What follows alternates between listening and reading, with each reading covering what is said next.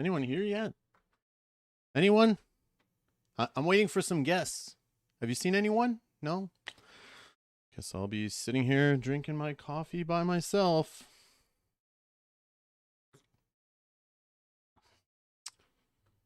Oh, hey everybody. Hello, hello. Welcome. Welcome, welcome.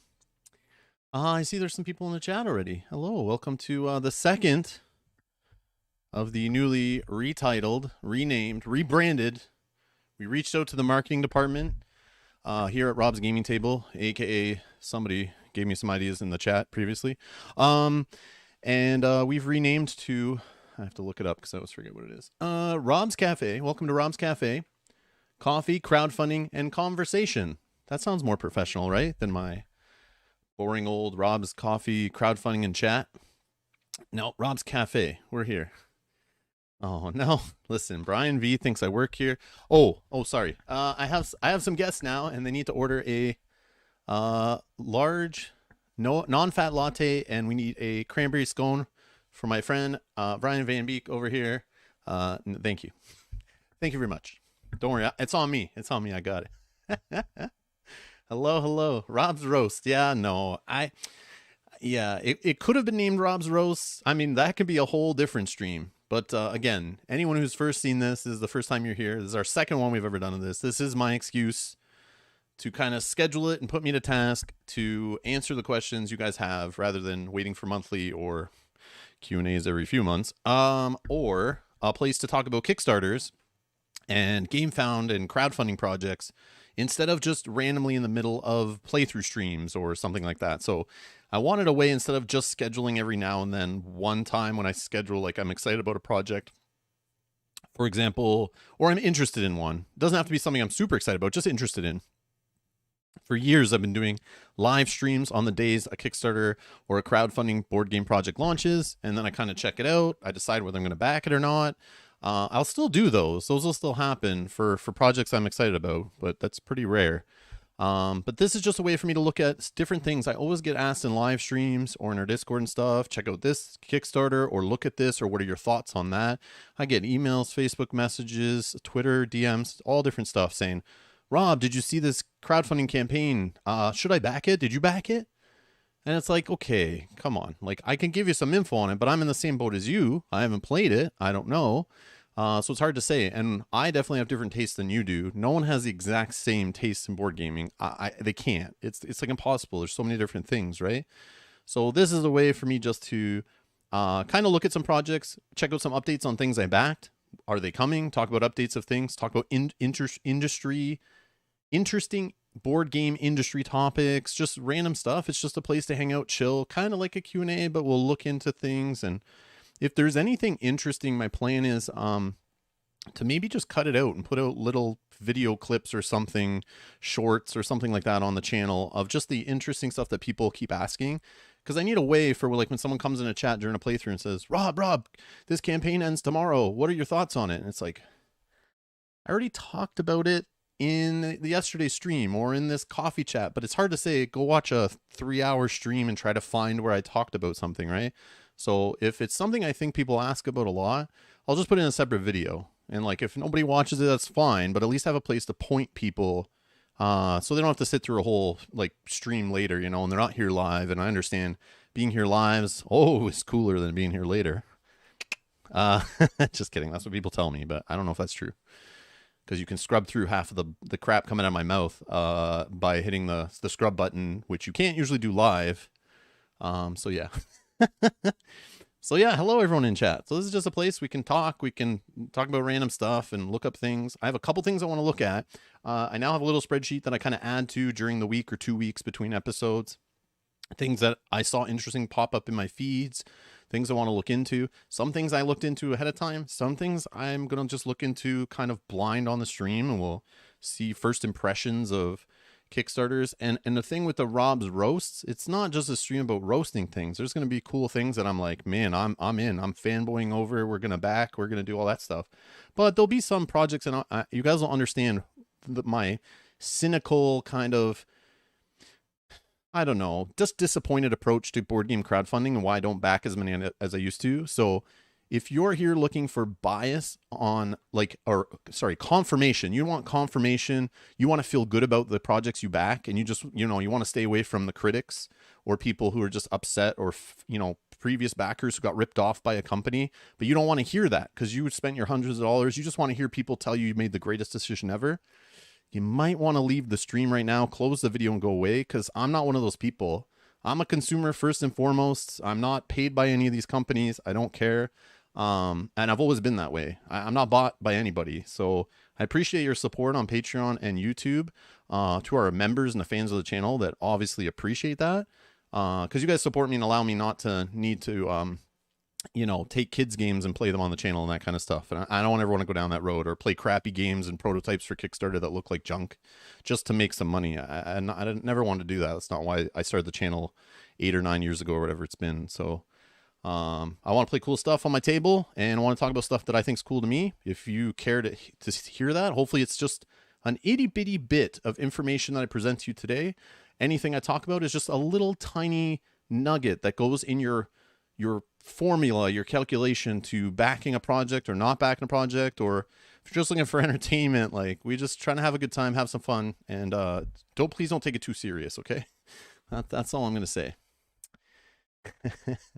So anyways, I'll stop doing these whole intro disclaimers as we go forward with this series, and just kind of like, I gotta sum it up in like the video description or something. But anyways, do you at least serve Tim Hortons? No, I try not to serve Tim Hortons. I used to work for them at the corporate side of things. They're not owned by the same people they used to be owned to. They went public and then were bought by a Brazilian investment firm. So they're no longer a Canadian company, and they treat their workers like crap. So I try not to support them every chance I get. So don't support Tim Hortons if you want to support, a good business. That's all I got to say. But anyways, that's all I got to say. All right. Let's see here.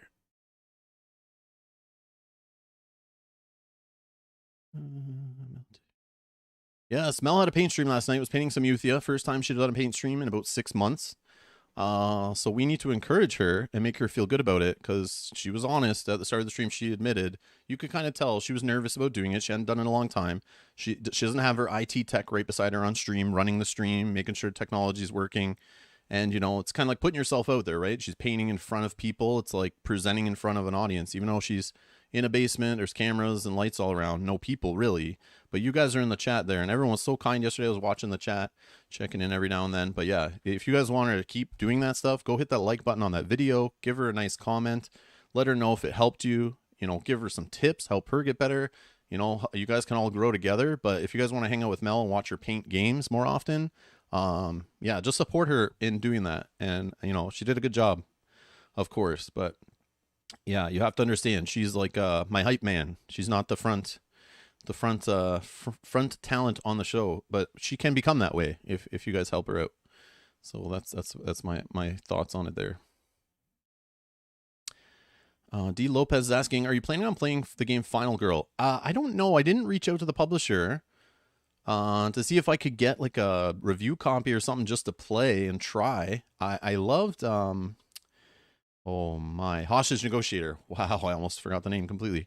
Hostage Negotiator, I love that game. And it's kind of like a, based on the same template.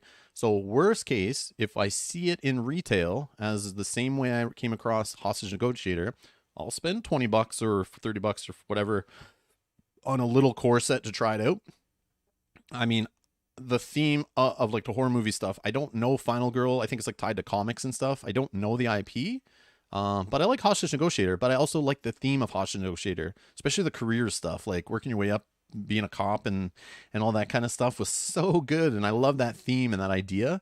I don't know if I would like it the same with a different IP on it, but I'm willing to try it. I'll definitely try it. So, it's a good game. I assume it's a good game. There's no question it will be a good game. I have faith, because when you like slap a new theme on to the same foundational game, usually it's a good thing, and like the same mechanics are used, the stuff you usually fell in love with the first game. So I have no doubt it'll be a good game, but personally, like, I don't know. But I didn't back it or anything like that, because I could just play Hostage Negotiator if I need a solo game like that. But I'll look into it. I'm cool. I'm curious to try it, but I remember when it was on Kickstarter and all that, I was just trying out like Hostage Negotiator and stuff. I hadn't really got that deep into it.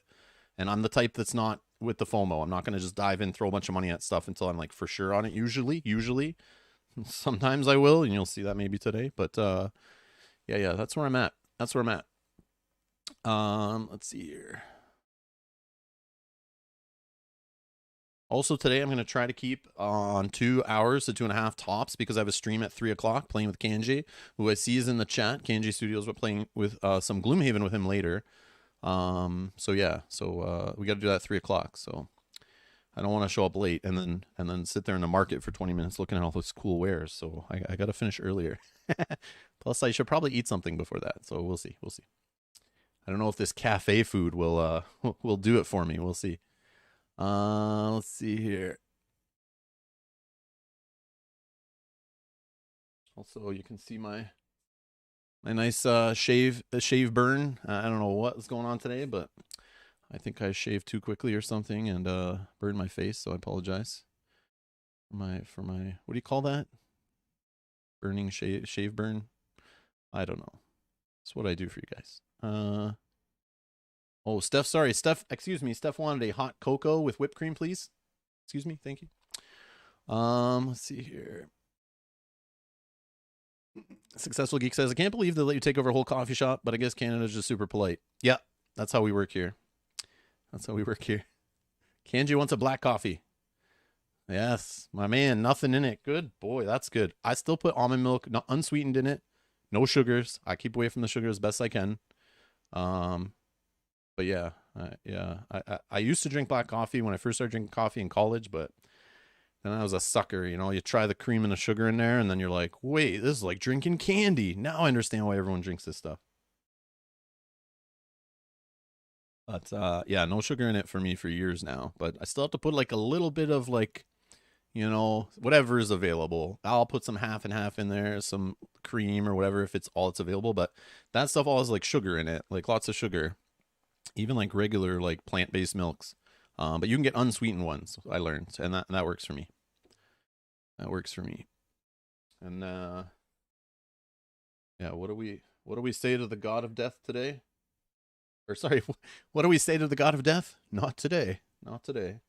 Got my little Game of Thrones mug ready to go. Get ready to go. Sorry, I'm just checking through the chat, just seeing if there's any questions that came in off the hop. While I was rambling on, trying to be funny. Oh, Steven wants an English breakfast tea, please. I love it. I love you guys coming in placing your orders. So funny. I did not plan that. That was razor burn. That's what it is. Razor burn. Yeah, I look at my face. I'm like, why am I scratching my face? And then I turn on the cameras and I'm like, wow, I see it way better than a mirror. I don't know, man. The cameras are now better than mirrors. I'm not sure what's going on there, but maybe it's just the lighting. I got better lights in front of my desk than I do in my bathroom. Oh, Kanji's. Yes, I knew you would ask this. So we have a producer Discord. I should shout this out more often. I think it's a good place for it. But there's a bunch of people in the chat. A bunch of people support us here on YouTube by clicking the join button. And then there's some that prefer not to use YouTube and give Google some money. And they like to go over to Patreon. But there's some people that are the opposite. So you can support us on Patreon if you do at the producer tier or by clicking the join button. And one of the rewards I stacked on there, because Mel said it was a good idea, and I think it was to attach a Discord to that. So we have a private Discord where just our producers hang out, chat, share things, painting pictures, discuss videos, share Kickstarter projects they're interested in. And every now and then I scroll through that and I see some and I'm like, this one's dumb. This one's stupid. Why are they even talking about this one? But every now and then, I'm only kidding. I only do that a couple times. But every now and then I see one that I'm like, ooh. Okay, if price wasn't an issue, this one I'm all in on. So there's a couple I saw. We'll talk more about Skyrim. We talked a little bit about it last time, but I didn't know anything about it. I did some research. We'll talk about Skyrim in depth as I'll go. I obviously haven't played it. I have not played it. And this, what's it called? Hakiri? I don't know if I'm saying that right. It's like Hakiri. I have some notes on it. Let's see. Did I put the full name in here? Hakiri. No, I put Hakiri Kickstarter, but it has a full name. Like, we'll find it. I'll bring it up. But I do have a whole bunch of notes I took. I watched some playthrough. I read some stuff on the page. We'll go through the page a little bit more. I looked at like the gameplay loop on it, the 2 games that are involved, like the mixing an adventure with a dungeon crawler and all that kind of stuff. And we'll look at it. I have some questions that I need answered, so I still need to do some research, but I'll do a little segment. We'll talk about that more in depth. But we'll deal with Skyrim first. I took a bunch of notes on that one because these I'm like interested in spending my own money on. Yeah, it's Hikiri, but it has like a full name, Kanji. It's not just Hikiri, because you search Hikiri, you'll find tons of things with that name, right? Because that's like the Japanese, like, I don't know, like fighting to the death or giving your life for fighting or something it means. Harakiri.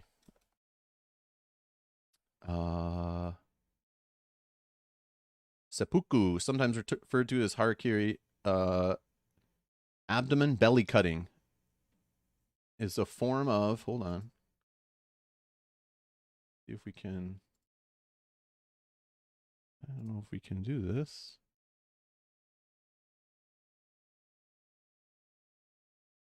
Seppuku, sometimes referred to as Harakiri, abdomen belly cutting, a native Japanese kun reading, is a form of Japanese ritual suicide by disembowelment. It was originally reserved for samurai in their code of honor, but is also practiced by other Japanese people during Showa period, particularly officers near the end of World War II, to restore honor for themselves and or for their families. As a samurai practice, seppuku was used voluntarily by samurai to die with honor rather than to fall into the hands of their enemies and likely be tortured as a form of capital punishment, or for samurai who had committed serious offenses or performed because they had brought shame to themselves. So yeah, sounds like fun. Perfect kind of theme you'd want in a board game. Self-sacrifice. There it is. Jerry knows it. But it's called something like Harakiri board game. I'll search. But it has like a full title. Blades of Honor. Okay, so we'll talk about this in a little bit. We'll get to it. I was researching it like 2 or 3 days ago, so I made some notes so I wouldn't forget things, but I might forget some stuff. But we'll go look at the Kickstarter page and stuff like that. It has a bunch of days left, so no rush. The Skyrim one though only has a few days, and I kind of want to make a decision myself on that one. But yeah. Good call bringing that one up. Blades of Honor. I see you guys all saying it now. Yep, I should have just looked up in the chat. That's also called KDM. Never heard of it. Let's see. Hey, Sakabra's here. Yogi says, if you want to cut your coffee intake to just 2 liters a day, get some Invisalign orthodontic treatment. Oh, okay. Okay. Are you trying to say my teeth are bad? Is that what you're saying? My dentist tells me they're great, as they charge me hundreds of dollars to do things to my teeth. But they're great. They're great. You just need to get this work done. How much benefits you got? You need to make some money. Oh, Brian. Yes, Brian. We will talk about Skyrim. Don't you worry. Yeah, don't you worry. We'll talk about that. Brian says, Rob, you haven't gotten so bad. You need to perform seppuku or harakiri. All right. Yeah, I guess let's get down to business. So I need to find Skyrim. Oh, no, there was one thing I just want to do first. Since it was related to the last episode, I know some of you probably don't care. I'm not sure if I care. But there was a live stream. I watched like almost a full hour from Come On about Marvel Zombicide. Marvel Zombies, a Zombicide game. And I watched it. I was kind of watching it skeptically, wondering what the hell they're doing for their 50th Kickstarter. Obviously, it's a Zombicide game. But we'll show a little trailer here, if this will work for me. If I can get it to pop up here. And I'm going to put on some headphones here so I can hear. Let's see if this works.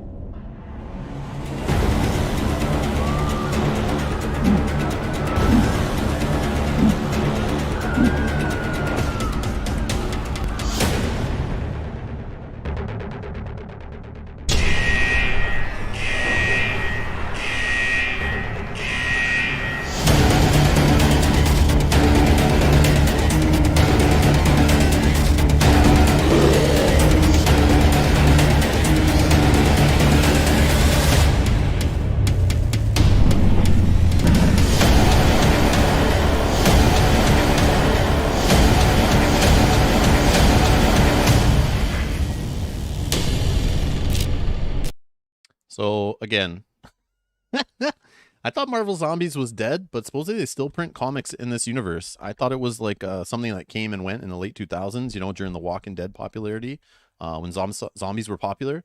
But no, supposedly it's still been selling comics to this day. They're still doing runs of it, and different writers and artists are taking over it and stuff like that. But this goes right to what I'm talking about. Did you notice everything in this teaser?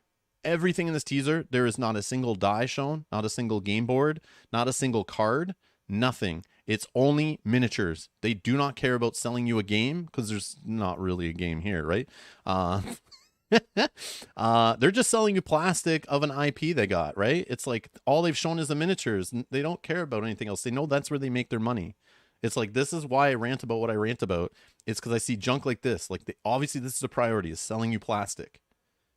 You could say, oh, they assume just everyone knows what a zombicide is. They don't need to show you how the dice work and how the board works and cards work or anything in the teaser. Not even a table layout of components. And they have them done. They have them done. And I'm not saying don't back this. I'm not saying don't back this. I might get it at retail. I'll be honest. I might just buy the core box at retail to play it. I mean, the miniatures look cool. If Mel will paint them, that's awesome. But they're just small, like zombicide size miniatures. They make them look super huge in this one, not Galactus. But the regular miniatures, they're not too huge except for Hulk, right? They were showing them in a live stream compared to regular zombicide minis, and they're just small. They're not anything different. They're made at the same factories and everything like that. But the deal with this game is how it works. And those who don't know Marvel Zombies, they're explaining it in the stream. They did like a live stream. It's like 1 hour long explaining it. This is a little different. You have your heroes, but you're the zombies. So in this game, it kind of reverses it. So you need to play with like 6 heroes. They'll come in the base box, and they're the zombie versions.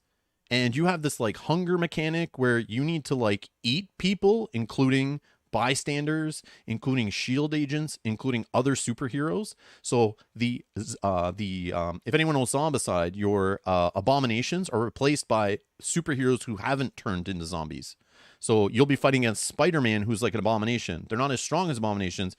They'll show up more often so that you have more superheroes on the table. And the zombies are replaced in this game by shield agents, and they're not turned. So you're the zombie in the theme of the game. You're still playing Zombicide, basically fighting hordes of plastic, rolling dice, moving pegs on a board, getting experience, upgrading abilities. The same level of complexity as a Zombicide, just a couple twists to fit the Marvel Zombies theme. But it sounded like a cool idea. They're kind of changing it up the same way I was a sucker for Zombicide Invader when they're like, yeah, we're changing it. We're doing this to it and that to it. And I went, oh, that sounds awesome. And it was okay. It was good what they did. But when I actually played it, it was the same thing. It was like, yeah, I'm just getting the same feeling I'm playing a Zombicide. I already had boxes and boxes of this Zombicide stuff. I could have just played that, still had the same experience. But again, I'm not a minis collector, so this stuff goes right over my head, all this hype and the all-in pledges and the, throwing money at it, buying a big, giant, baby-sized Galactus. It just goes right over my head. I don't care. It's like, that doesn't bother me. I'm looking for a game here. And if it's a game I can play with some gamers to pull them into the hobby, I'll do it. If I know some Marvel fans and I realize maybe they don't like the zombie theme as much, maybe they play a Marvel version of Zombicide. You never know, right? And then I sucker them into playing good board games or great board games. But anyways, I just wanted to show that because we were talking about it before. But that's the scale. It's exact same. They're going to have, scenarios in the box that are probably going to be boring as hell. They're the same scenario over and over again, just moving around tokens on the board and stuff. Maybe not. I don't know. I just assume that's what they'll do. But yeah, anyways, that's Marvel Zombies, a Zombicide game. It's literally buying Zombicide with zombie heroes and regular heroes and a bunch of shield agents, and you're basically playing Zombicide. But most people are just going to buy it and it'll collect dust on their shelf, or they'll buy it and paint the miniatures, and if they're cool, they'll display them, or they'll use them in some other kind of RPG game or something, and that's usually what happens. I personally, I would spend my money on this over that, what was that kids game they did? The Marvel kids game with the chibi minis. That game is like obviously targeted at kids in the toy section at Target or Walmart. I don't remember the game. Marvel United, probably. Is it United? Or Ultimate? Marvel Ultimate? Something starts with a U. But that kids game, I would buy this over that, personally, if I was looking for a game to play with people. But that's just me. Anyways, that's what I got to say on that. What do you guys got to say on that? Marvel United. Okay, perfect. Hey, Matuja's here. Hey, Rob, did you already do your review of Edge of the Earth Arkham Horror? No. No, we did not. I don't know how I'm going to do that without spoilers. That's where I'm stuck with that right now. But we'll see. If Mel and I get some time over holidays, maybe we'll sit down and kind of just give like a quick and dirty non-spoiler look at it and make like a little tiny short video. But yeah. I just don't know how to do it without spoilers. That's the problem. So I worry we'll like record something and then we'll say some stuff and be like, oh crap, we got to cut that out or re-record this, or, you know, we'll see. All right.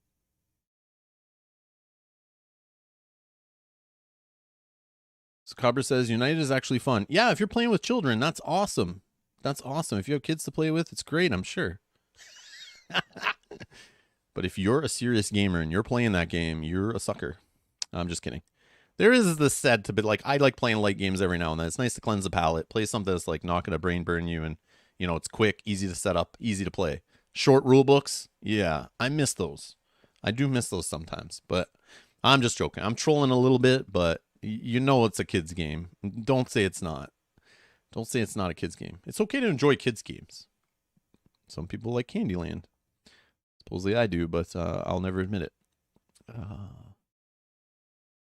When does a mini stop being a mini? The answer is Galactus. Or the Cthulhu. They did this already with Cthulhu Death May Die. And they did it with that giant Cthulhu baby miniature, which was fun.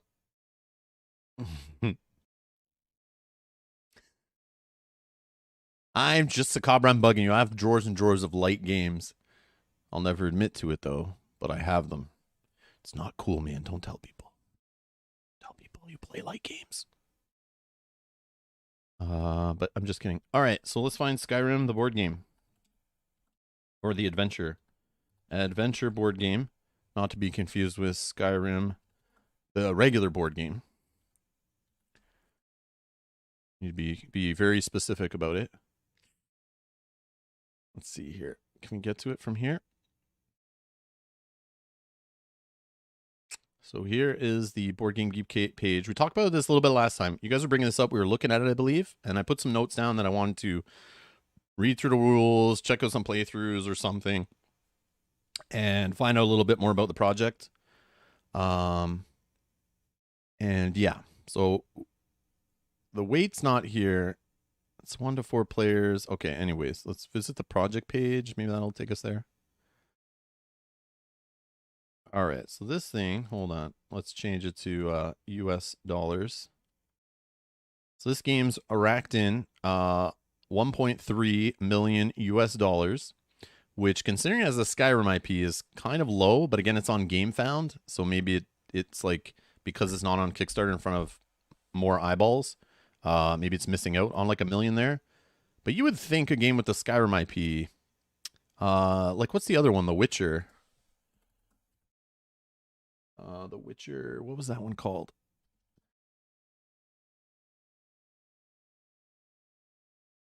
Oh, Witcher Old World. Where is that one? That was on Kickstarter originally, and then they did the backer kit on thing. Where is this? How do I change it from euros? The bottom, right? I apologize while I scroll all the way to the bottom just to change the currency. Let's do apples and apples here. So how did this do? Where can I see? Right here. It still doesn't show me US dollars. What the hell, man? Serenity now. US dollars. Okay. Man, the Kickstarter website, so cool. Glad to see all the improvements they made over the last 10 plus years. All right. 6.8. Let's do this. Let's do this. 2 USD. Whoops. 7.7 million United States dollars. Holy. All right. Like, I know The Witcher's popular now, like, but like Elder Scrolls has been pretty popular too. Maybe not as popular, I guess. But I believe that if the game was on Kickstarter, the Skyrim board game, just based on the name alone, would be at least a couple million.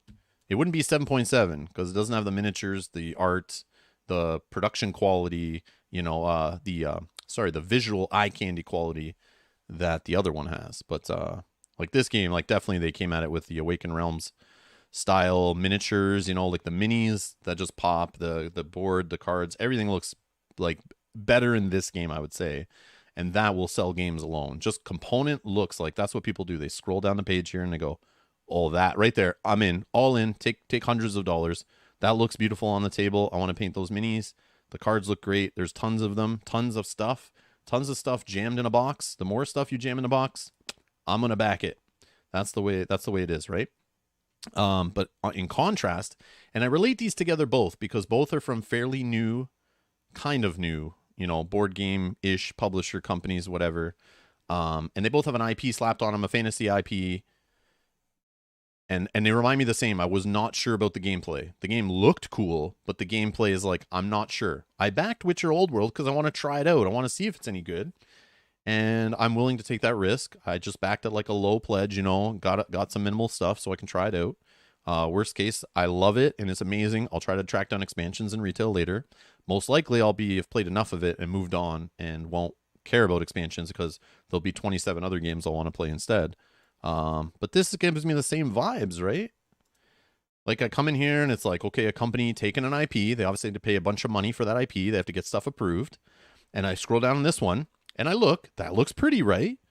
That looks pretty. That image right there looks pretty. But it's not 7.7 million US dollars pretty. Maybe it's like $4 million pretty, but again, it's not on Kickstarter. So you can't really do apples to apples comparison with the money it's bringing in. And maybe because COVID and lockdowns and stuff, maybe people are willing to back more previously because they were inside playing more board games. Maybe people aren't doing that as much anymore, or they're just burned out and maybe they backed too many things during COVID. And now this comes along and maybe they're like, I still don't have my Witcher game and my other games, my fantasy games that I've backed, my big giant $200 boxes. And this isn't enough to pull in that kind of money. But truthfully, what I think it is some people are realizing that maybe this game is not as good as that kind of the Witcher game even maybe. I don't know. We'll read some stuff. We'll look into this. I'll give you guys my notes, my impressions on looking into it, what I found, whether I'm going to back it or not, and what level and stuff, if so. But look at this. These little miniatures, like these are not miniatures to raise multi-millions of dollars, I guess. Like they are not. And that's like as sad as it comes down to, that's what it is. And the graphic design in the game, I heard lots about the art, the way they just used video game stills. Similar to Dark Souls did the same thing and got like panned. People were losing their mind that they were doing that in the Dark Souls board game, and other board games by other companies just get an IP and slap video game art on it. It doesn't look that great, right? It's passable. And they use the same graphic design that's in the video game, which is not bad. I think that's cool. I like the way it's kind of like brings back the nostalgia feels of those hundreds of hours I spent in Skyrim 10 years ago, which is cool. It doesn't really make me want to throw money at it because it has a Skyrim IP, because I can just go load Skyrim on my watch and play it then if I really want to play Skyrim, or my fridge. I think my microwave has a version of Skyrim available for it. You can just download Skyrim on anything and play it. PC, Switch, Xbox, Game Boy Color Advanced or something you can play it on, I think now. There's just so many things Skyrim's available on. So if you really want the Skyrim feels and you want to play Skyrim, you can get it for dirt cheap. You can have it set up in seconds and be playing the same lore, the story, the graphics, all that stuff. You can play it. Now, if you want a tabletop version because you're feeling nostalgic and you don't realize there's Skyrim available for everything, you get the board game. But so it's like you might have nostalgia feels over it, and that's why I think they went with this graphic design maybe. But what I think it is this company, and Fantasy Flight's known for this too. What this screams to me is a project from a company who paid for this Elder Scrolls IP on previous games, and it's just trying to use the same assets and just kind of make another product to try to, make back some money on maybe a game that didn't sell well. So Modiphius has had this Skyrim IP for a while. They used it in a tabletop war game, and that market's a little tight, right, to compete with Warhammer, and there's a couple other games that are like the top dogs. And most other publishers, when they come out with a miniatures tabletop war game, they don't usually succeed for very long. It's like with the collectible card games. Again, I'm not in either of those worlds heavily, but just watching from an outside view, But based on going to board game nights at my local game store in the past, there's these games that launch, like collectible card games and tabletop war games. They come out, they have a little hype, a little flair, people get excited, they buy a bit of it, and then they're back to playing something from Games Workshop or buying Magic the Gathering or Pokemon or whatever other collectible card game or tabletop miniatures game that's got that market on lock, right? It's hard for someone to break through and stay long power, right? Because those games need a meta, they need a fan base, they need a large community to keep fueling them and keep buying the new content that keeps coming out, keep showing up to game nights, keep traveling to tournaments. I've been through that stuff, just not in tabletop wargaming, but it's very similar. You can relate it to collectible card gaming. So this company, I feel, has all this Skyrim assets, and maybe they're not selling too many copies and too many miniatures in Call to Arms. And supposedly they're using some of the same sculpts, a lot of the same graphic design, all that stuff. And I think they have some RPG stuff. So they're obviously doing what Fantasy Flight does with Arkham Horror, right? They buy a bunch of art, and then they use that art in a bunch of different Arkham games, release expansions. You try to make money off the assets you own and have paid for, right? Just design different little games. Like we see Game of Thrones party games coming out, all this stuff. They're using art from all different things. But this game didn't hire an artist to make art specific for the word game. They just grabbed, I mean, maybe there is some art on the box and stuff. I don't know, but that just looks like art from previous video game marketing material. But anyways, that's what I think. I think they're just, taking assets they already have. They have a game designer's designed a board game. They're obviously going to pull a story and stuff from their RPGs. They already have experience in the lore, making other games. So they're just making a board game and trying to make money off an IP they have licensed, right? It makes sense, right? It makes sense. But yeah, that's what I think. So let's talk about my notes and we'll kind of look at this, but that's just my impression why maybe it's not doing so well and it only has 2 days left. But man, making 1.3 million is great. But on a Skyrim IP and board gaming with how many fantasy video game theme fans are in the hobby, it's kind of low, to be honest. That's low, I think. Right? Anyone program Skyrim for a T186? Yes, the calculator version. I don't have an electronic toilet yet, Brian, to install Skyrim on. I haven't upgraded my toilet yet. It's still the analog version. But one of these days I'll order a digital version, and then I'll get Skyrim on that too. I just use my Switch to play Skyrim on the John, is how I do it now. But I know it's not the coolest way to do it. It's not the coolest way. Anyways. Let's see here if we can. All right. So here's my thoughts from researching for Skyrim the Adventure board game, the notes that I made on this game. So disclosure, I have not played it. Obviously, I wasn't sent a link to. I could play on Tabletop Simulator. I guess there's a mod available. But another kind of scary red flag thing for me, and I know it's just a cost saving thing, is they didn't make prototypes of this and send it out to any reviewers or anything. So no one's actually played with physical components and or sorted through a bunch of cards to play the game to see if it kind of changes up the flow of play.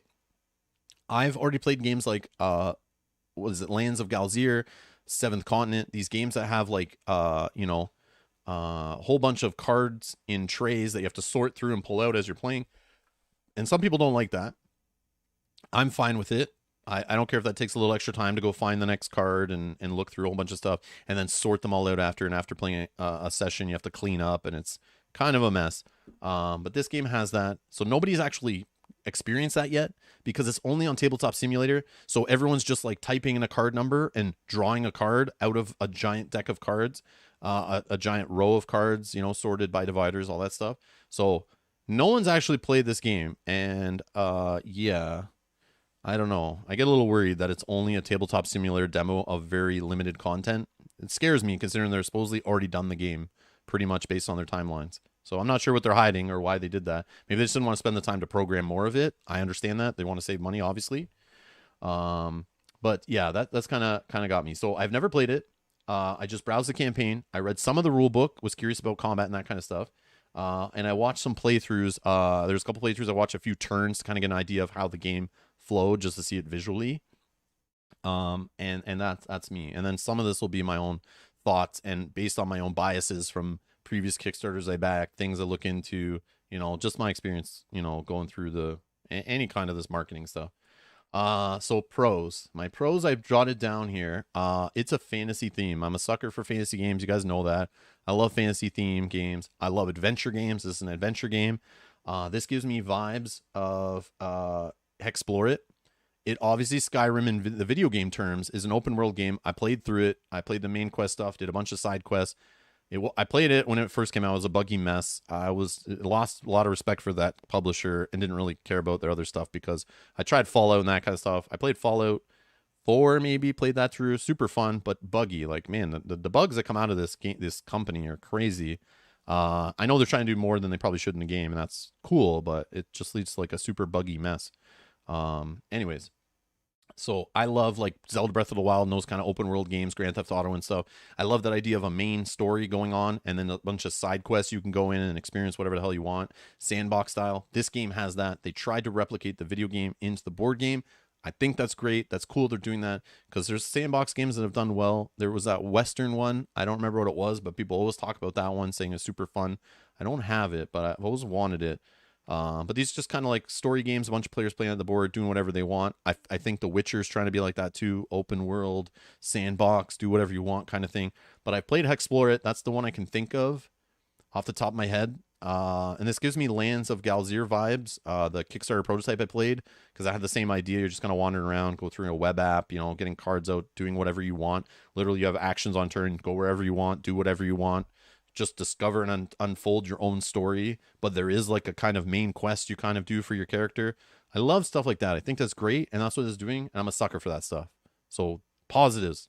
Those are positives right there. You have me interested. That's why I'm even talking about this, why I even spent time looking into this.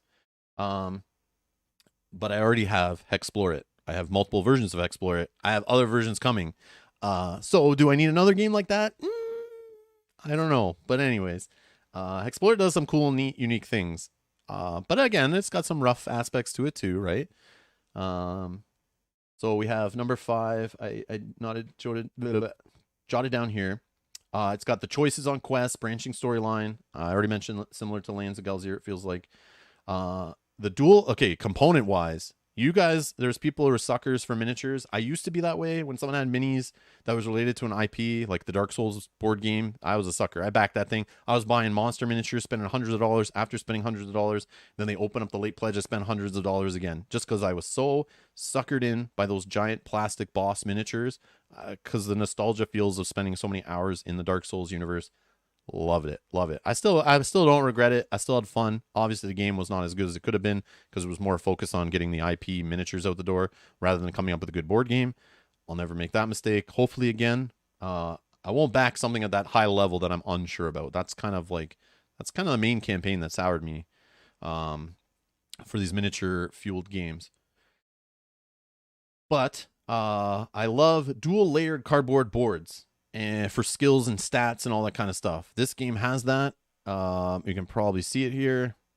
Maybe we can get a close-up of it. Where are you? Where are you? Come on. Oh, let's hold on. We're on GameFound. We can easily jump to things, right? Where can I see that? I don't know. Game contents? Yeah, right here. It's not showing it well. In some of those pictures, it shows it well. But they have the dual layer cardboard boards similar to Tainted Grail, Scythe, the new ones I bought for Terraforming Mars, all that kind of stuff. I love that stuff. I love that component. That's my new favorite component in games, I think. Cards and dice are boring now. Miniatures to me are boring. But dual layer cardboard player boards, I don't know what it is. Moving cubes in them, placing dice in them, putting tokens in them. I don't know. I just think it's a very beautiful component, and it's like quality. I don't know. Something about it. I'm a sucker for that stuff. That's me. I just love the tactile nature of it or something, and the organization of it, and I don't know. Maybe it's just how it holds things tightly on the table, easy for sliding around when I'm trying to set up for a live stream or something. I don't know what it is. I just love it. But yeah, miniatures. I don't care. Yeah, see, these side shots aren't doing it justice. I don't know. Oh, right here. Here we go. Hey, go back. Right here. You can kind of see it in this one, right? There's like little cubes that go across for your stats. You got little cardboard peg plugs you put into slots to kind of show your health, and you can upgrade it as you go.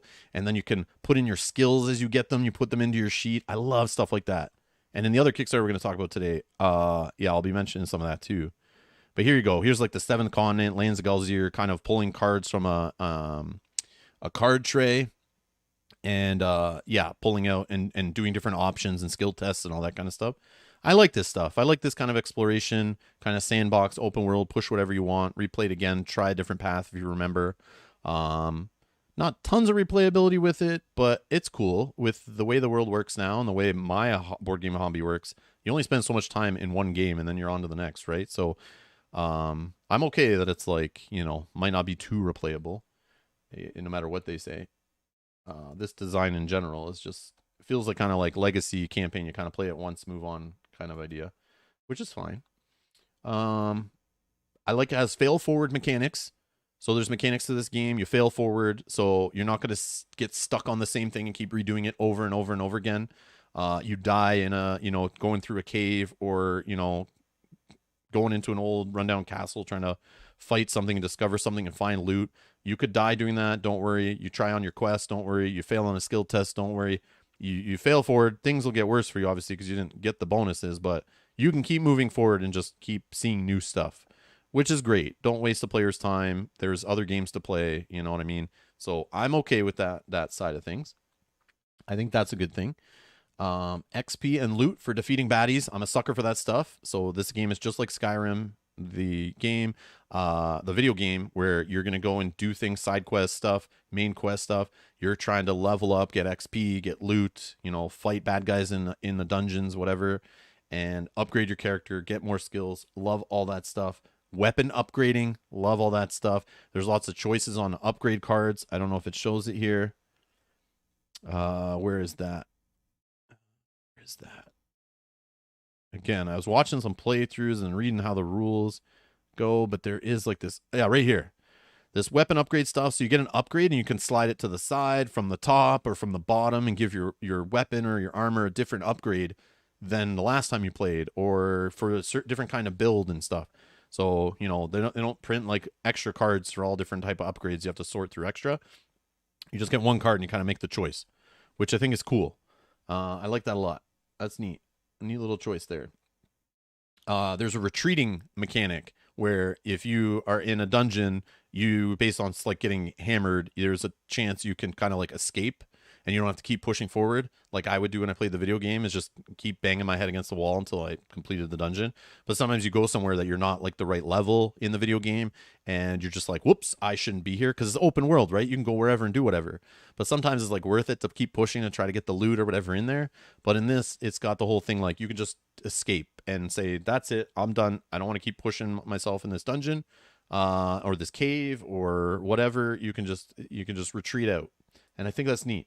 Yeah, and it seems like it stays true to the video game. Like this feels like what I would do if I was designing kind of a Skyrim board game, and try to make it feel like Skyrim, a co-op, co-op board game feel like a video game. This is what I would do. And I think they did okay, it seems, trying to make that happen. Is it fun to play? Again, I don't know. I'll decide that after I play it at some point in the future. Cons. So this is this right here, like, I was talking about in the Discord the other day how there's sometimes nitpicky ways you'll just decide on not backing something. And there was jokes in the Discord, somebody was not backing something based on the font they were using on the crowdfunding page. And I totally understand. There is so many big games that want your money that sometimes you just have to decide based on the sculpts they use on minis, based on the amount they're asking for shipping, based on how crappy their teaser video is, or a voice actor they use. Sometimes you just have to decide like little tiny reasons that are maybe don't matter in the grand scheme of playing the game, but you have to do something to filter them out and make decisions on what to back. We're not all tiny. We can't back everything. Some people can, but not myself. And most of you not, I'm sure. But where was it? There was something super funny, and I saw it, and it just made me laugh. And I was like, I literally don't want to support this game at all because of this stupid marketing BS. Like I think they think the people who read this page are stupid. But it's a joke. Where is it? Maybe they took it down because it's embarrassing. Where is it? Where is it? Sorry, guys. It's in one of these, like...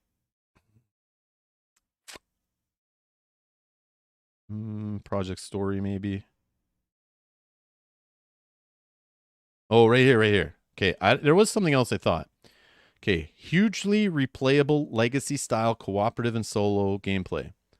Okay, not hugely replayable. Okay, even if you buy a bunch of expansions, the nature of seeing cards and making choices.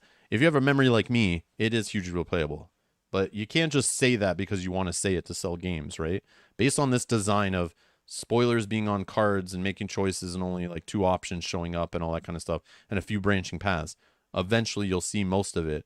And replayability, there's 2 versions of replayability. Seeing new content is like not necessarily adds to replayability, right? Because if you keep playing the game over and over again and you're seeing new cards, but the game still feels like the same over and over again, and it could get boring, and maybe it's not as interesting as you play it. Now, there's replayability of adding new content and options that make the game feel fresh the next time you sit down and play it. That's like a different level of replayability. I don't think that's here. So sometimes companies will say our game's really replayable, but literally, like, you just play through and you still see the same options, the same enemies, and it's the same loop over and over again. Yeah, sure. This time I chose to kill the farmer and not help him, trim his sheep or whatever. I don't know, but that doesn't necessarily make the game feel fresh and replayable. It's just you saw something a little different, right? So sometimes I say like, oh, this game's super playable because this expansion added tons more stuff to these decks. But every time you play it, you feel the same thing happens, the same grind, the same loop. And you're just like, okay, I get it. I played it a couple times. I got the vibe, but it's not as interesting as this game I want to play that's brand new, or this game that I love that does more complex things or different things. So saying it's hugely replayable from those who are trying to get hundreds of dollars, I kind of find that as a joke, especially with this design of the game. I might be missing something, but there's no way you can put hugely replayable on a game that just has a deck of a bunch of cards you're pulling from, and those cards get reset and you play through them again. Yes, you can add expansions to add more cards, but that I wouldn't put the word hugely in front of it. It's replayable. Technically, it's replayable, but I wouldn't throw hugely. But the worst thing, this is the joke. This is the joke right here. 2+ massive campaigns, right? 6 chapters of storyline, okay? But right after it, they make the joke and they make it seem stupid because it's 90 to 120 minutes per chapter. And I looked into this. I'm like, okay, they're saying 2 massive campaigns. Now, we all in the same hobby here, right? We all back games on Kickstarter. We've played campaign games. I myself have played tons of them. Maybe not all the way through some of them, but I've seen the books. I've seen the hours. I've seen the sessions involved in some of these campaign games. You have games like Madara. You have games like Gloomhaven, soon to be Frosthaven. Even Jaws of the Lion, a $50 little Gloomhaven intro game, has a 15-ish scenario campaign, 15 sessions you're sitting down and playing. I wouldn't call that a massive campaign when you have games that need 60 sessions, a full year of playing every week. Even the legacy games, the pandemic legacy style games that need 12 to 24 sessions. You know what I mean? Maybe you can play 2 games in the same session, whatever, but still. You're calling it a massive campaign when literally you can sit down and play 1 campaign in 3 evenings?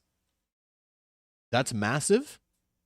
That's not massive. You don't call it. You say 2+ campaigns, 6 chapters of storyline. But the marketing person here putting hugely and massive, I don't know. Maybe they don't know about Gloomhaven, Madara, the Legacy series games, any basically Legacy game, any Legacy type game, any campaign game. Man, there's games, there's little solo games that have bigger campaigns in $20 boxes than this does.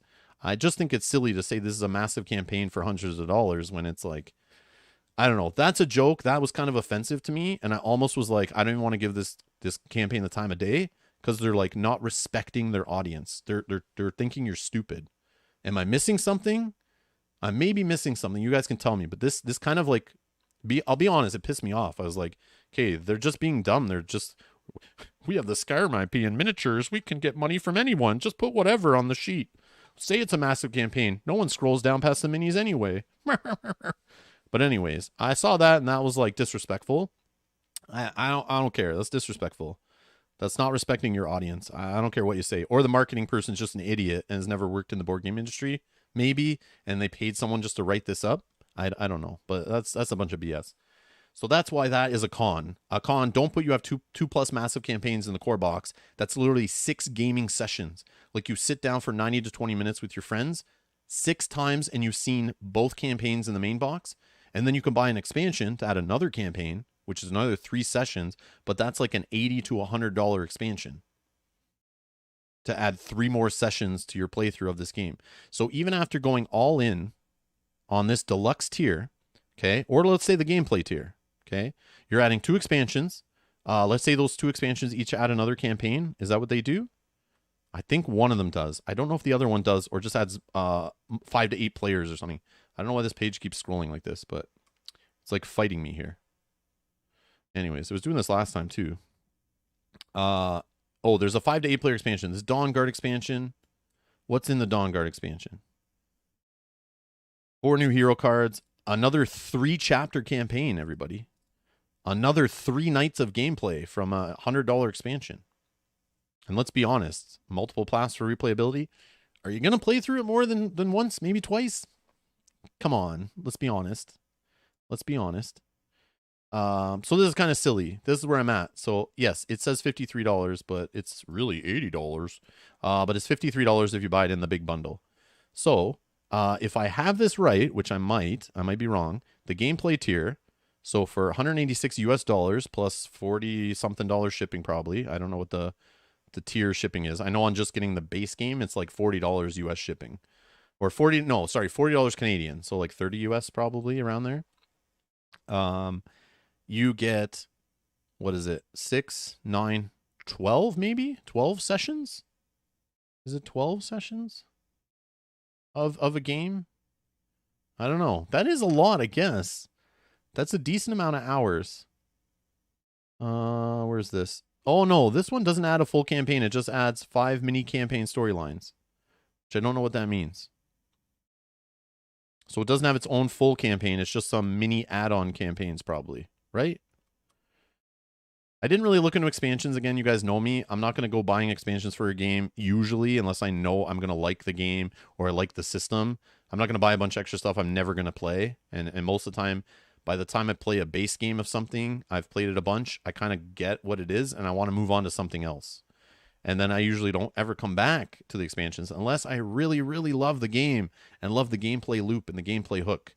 Too Many Bones, for example. I'll buy everything for that because I just love playing that game over and over again. That game has replayability for some reason that these games just can't have. And I guess that is the same problem. You're drawing from a deck. You'll see some of the same things, but I don't know. That game, there's so much stuff.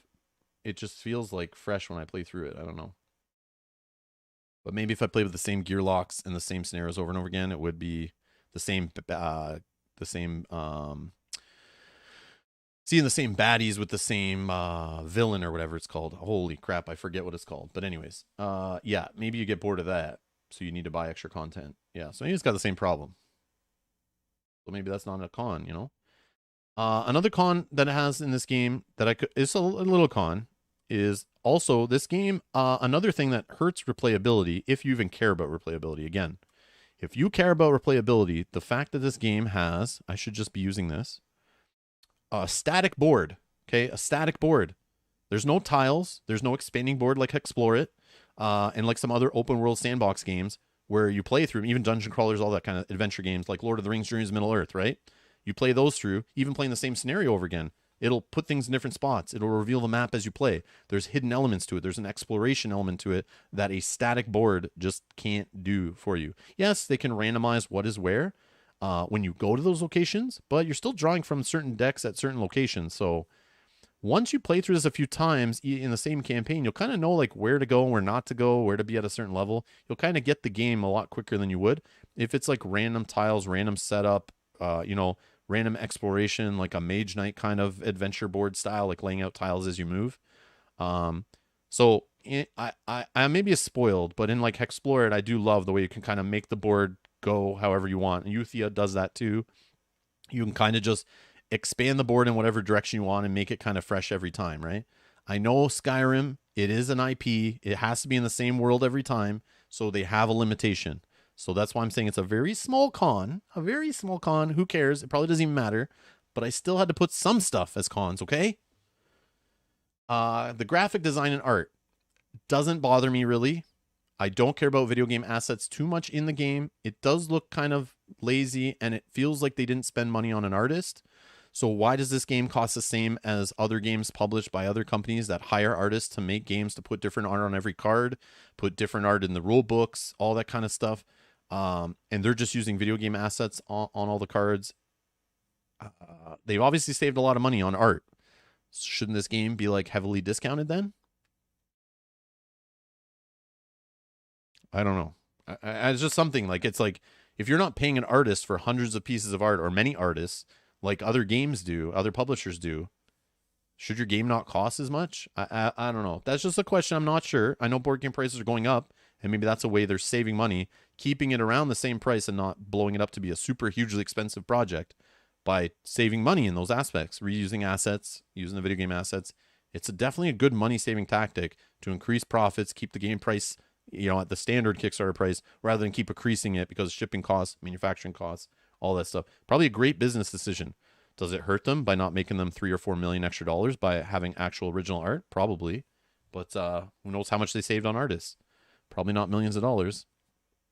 But yeah, there you go. That's my thoughts. It's just a question. I don't know if it's such a con, because it doesn't bug me too much. I do like the way the graphic design uses the Skyrim stuff, but the design does feel video gamey. But I like that in Dark Souls, the board game. It did not bother me. I think it was cool. It was fine.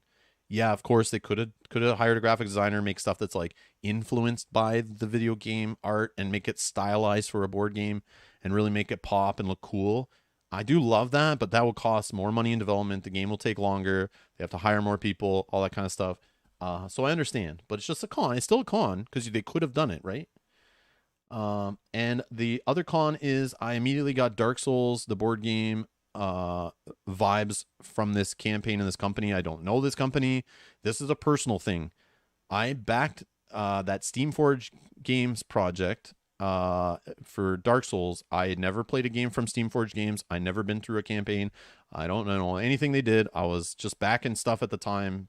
Whatever I wanted, didn't matter.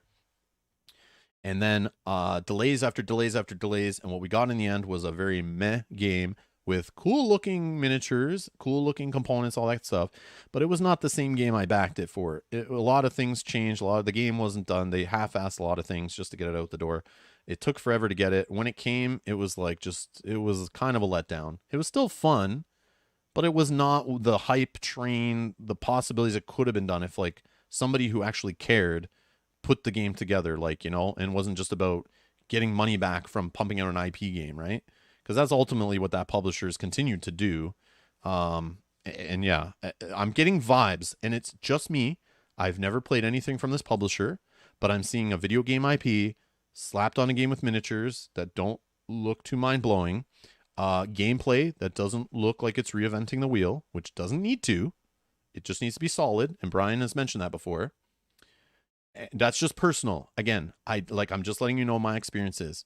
Same, I'm feeling those vibes because I'm thinking of backing this. Obviously, I'm not going to spend $500 or whatever the hell I ended up spending on that Steamforged project, which I'll never support anything they do again, no matter what IP they get. But yeah, Modifius, I'm not putting them in that same boat. It's just personally from my experience. And I see Brian's in the chat, says Modifius is a good company. I believe you. I've seen their stuff in my local game store. I've seen it selling out. I hear good things about their RPGs.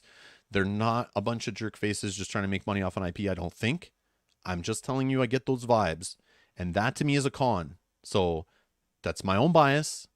Not everyone backed the board game. Not everyone's backed a project that just has let them down and soured them. And this is bringing those vibes.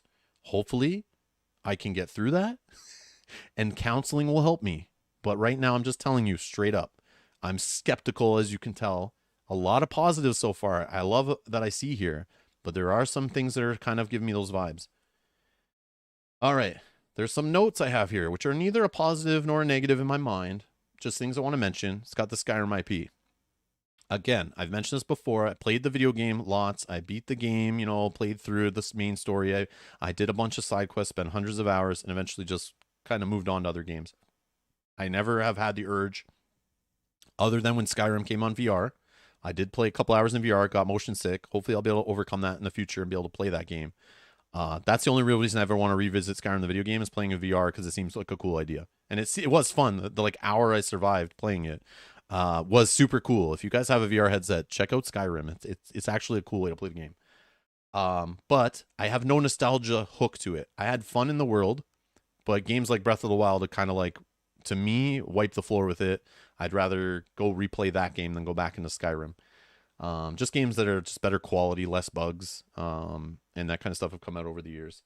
So I don't have a negative towards Skyrim or a positive really towards Skyrim. So I have no nostalgia hook where I'm like, ooh, I have memories to this character I created and these worlds that happened and the factions I talked with and what choices I made in the story.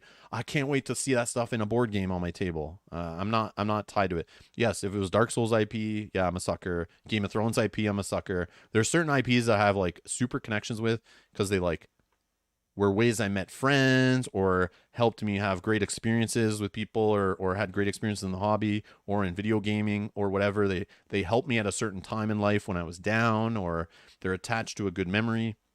Skyrim was just like, oh, cool, I'll try it out because everyone's talking about it. And it was fun. I like Fallout better, to be honest, but Skyrim's cool too. But again, either way, it's not a plus or a minus, but that's my thoughts on the IP. Um, I already mentioned the whole like could be a project that's just reusing assets, kind of like FFG. They pump out like 85 different Arkham Horror IPs, and they're really just kind of variants on each other using all the same assets. Maybe that's what's happening here. With they have RPGs, they have a miniature war game. Then this is a board game. Not anything to worry about. It could be great. How many of those games I played that were all awesome, but just something to note, right? You're paying for it. Is it just reusing assets? Maybe it's one of those other ways to get into the Skyrim IP feel. Maybe is it better to go play their role playing game? Maybe is it better to play their tabletop war game? Maybe those are better. I don't know. It's just something I noted. Lots of dice rolling. Some days I don't want to play games that roll lots of dice. Days I don't care. Sometimes I'm just happy to have friends over who love rolling dice and I'm playing games with people. This has lots of dice rolling. Everything's based on skill checks, rolling dice, a little bit of dice mitigation, combat, you're rolling dice. Everything's just dice rolling all over the place. That's not for everybody, but it's in our hobby. It's in a lot of games. It's totally fine. Not everything needs to be cards for the randomness. Not everything needs to be other ways of randomizing chests and passing tests and all that kind of stuff, pulling tokens out of a bag, whatever. Rolling dice is fine.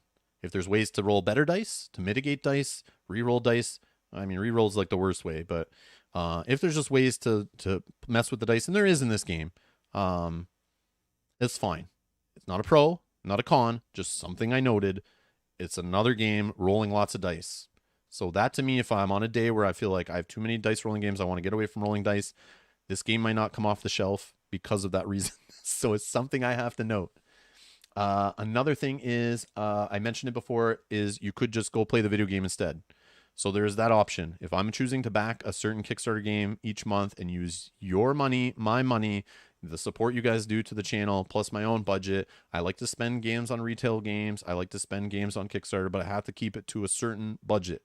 I'm not rolling in dough, obviously. So I have to make educated decisions. I'm just like you guys doing the same idea. We all have different budgets. We all have different things. I try to stick to mine.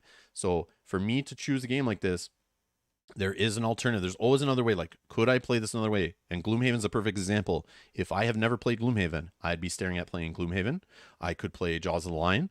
I could play digitally. I could play a tabletop simulator. I could wait for Frosthaven. There is so many ways to get into the Gloomhaven world, and there's choice. Right now, the choice is I could play Skyrim in the board game, or I could just load it up on the PC, the Switch, the PlayStation, again, whatever device, Alexa, whatever.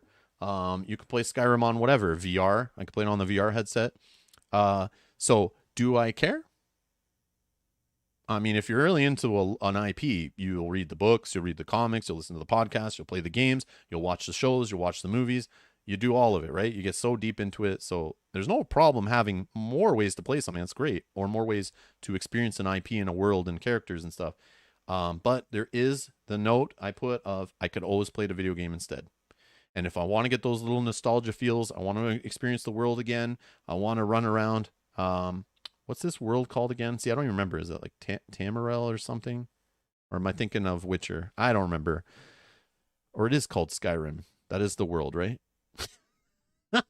Wow. But anyways, I could just go play Skyrim to experience that again and play that. So there's the option of saving money and not backing this and not playing this game at all and not caring, because if I want to get the Skyrim vibes, I could go play the video game. So my thoughts are, here's what I jotted down the other day when I was researching this. I don't feel they've changed really. It seems like this game has potential, but I'm getting it's an okay, and as Brian's saying in the chat and told me in Discord, solid. It looks like a solid game, and it is fine for a game to be solid. I'd rather back and buy a game that is solid rather than a game that just feels like you have to house rule the crap out of it, or it sucks, or I have a bad experience, or I don't want to ever play it again, or I'm trying to sell it, or whatever. I'd rather it have that solid vibe. But to me, it's like the original feel of watching some playthrough turns, of looking through the campaign, of reading some of the rule book, the combat, the skill tests, the story mechanics. It just gives me the okay game or a meh game. Like it could just feel like, okay, that's fine. But it has some mechanics from other games I love. So it could be something I really like. But again, I have to play a game before I give the full, like, I can give it a grade or judge it or anything like that or recommend it. So this is just on, again, my impressions on my research, what I've done before in streams. So take it as a grain of salt, because I have different experiences. I have different budget. I have different tastes. I have different games on my shelf. I like different mechanics. So this is all based on my stuff, right? So don't just judge it based on what I'm saying. So it doesn't look like a great game, like mind-blowing. Like it doesn't look like it's reinventing the wheel, like the greatest thing ever, kind of like how Gloomhaven added Euro elements to a dungeon crawler and just blew everyone's minds. Like, what the hell is this? And has some kind of crazy addictive hook to it. I can't even describe it. How popular the game has become, just doing things we already knew, but mixing things with it. This doesn't seem to be doing anything mind-blowingly crazy, but it's fine. Doesn't have to. And it seems like it has some things, like I said, from other adventure games I like, so I'm willing to buy and play the core game before making final judgments. If it pulls me in and I want more after playing, I would pick up expansions at retail. That was my final thoughts, my judgment after I spent a couple hours researching the project. I don't care about stretch goals. I don't care what they unlocked. I haven't looked at any of that stuff. So yeah, so keep that in mind. That's also, I'm just thinking of the base core game, of trying it. I'm not a sucker. I'm not going to buy a deluxe tier of a game I've never played. I don't care. If it's your only game you buy in the year, that's maybe fine. You want expansions. You're going to paint it all. You're going to play it all. You want everything. That's great. But me, I have so many games I want to play all year that I got to move on to, that I just want to play. So yeah, I don't know after, like, it's a Zombicide idea too, right? After you play Zombicide, the base box a few times, do you really want to get all those stretch goal minis and start playing with those characters? Do you want to start mixing in expansions? Do you want to start buying all that extra stuff, the next standalone expansion for it? Do you need it? No, you probably got the good feel out of the base box, and the expansions could be more of the same, usually. So it's up to you at that point. I like to make that decision after I played. So what I'm going to do is back this thing at the core pledge, which is, they got this 10th anniversary thing. I was thinking of waiting for retail. I might still. I'm going to make the decision like tomorrow. I don't know why I can't get to the base game by clicking this link, and why the page is jumping all over the place. But let's go to the deluxe tier, and let's let the page stop scrolling, whatever the hell it's doing. This right here. They have a 10th anniversary base game tier, which is $90-ish US. That's just the base game. A couple cards they unlock through stretch goals. Of course, in this campaign, all the stretch goals are trying to upsell you to a deluxe tier. So they've obviously sold way more of them. Only 894 people bought the base pledge, because most of the time, if you're just going to buy the base game and you know it's coming to retail, just wait for retail. You don't have to pay the over crazy shipping off a crowdfunding campaign, and you'll get all the same stuff usually in the box, and you'll support your local game store, and you can usually go pick it up the same day. You don't have to wait for it to show up or whatever. And you can usually bundle it in with other games, get free shipping, all that kind of stuff. So most people who just want to buy this base game are just going to pick it up at a game store in the future. So you don't want to pay this jacked up price here. Even this deal might be more than you'd pay at a store when it comes out eventually, right?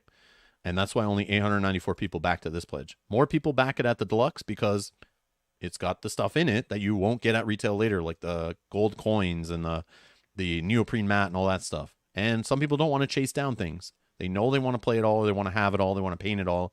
They just want to get it all. They have the budget. Go for it, right? I debated the gameplay tier because I'm all about the gameplay stuff. But again, it's like, why are there expansions? And why would you want to buy them? Probably because the base game doesn't have a lot in it. It has literally 6 sessions of content. It's not hugely replayable. You want to play through that campaign? Yeah, you might play through it twice. Okay, 12 sessions of content, which is probably more than most people play a game, which is still good. That's why I'm willing to buy the core set and play it. Because to be honest, I say it's a con, but the only thing it's a con is they're calling it a huge campaign. And I want to be clear, it is not a con that it only has 6 sessions for a campaign. Because let's be honest, we all have lots of campaign games we all have not finished. There is no worry. I'm not upset for a game that only has that much content in it, because that's fine. Because I played it a few times. I have some fun in it. I could replay it again once more, whatever. But I probably at that point have played enough of it. I will move on. If I want more, you buy expansions. So I kind of rip on that it doesn't have a lot in the core set, but I'm like, that's kind of a good thing for some people, including myself at this point, right? It doesn't need to have 95 scenario campaign or 95 session campaign or whatever. We don't need 100 of those games on our shelves. So that's like just a note kind of idea. The con was the marketing spin on it. But yeah, that's where I'm at. So I am probably just going to back it at this $90 US. Yes, I'm overpaying by $40 on shipping Canadian when I could just wait for it to show up at my store. Probably buy it for cheaper than $90 US. But I'm willing to back the project and just get it sent to my house whenever it shows up and give it a try.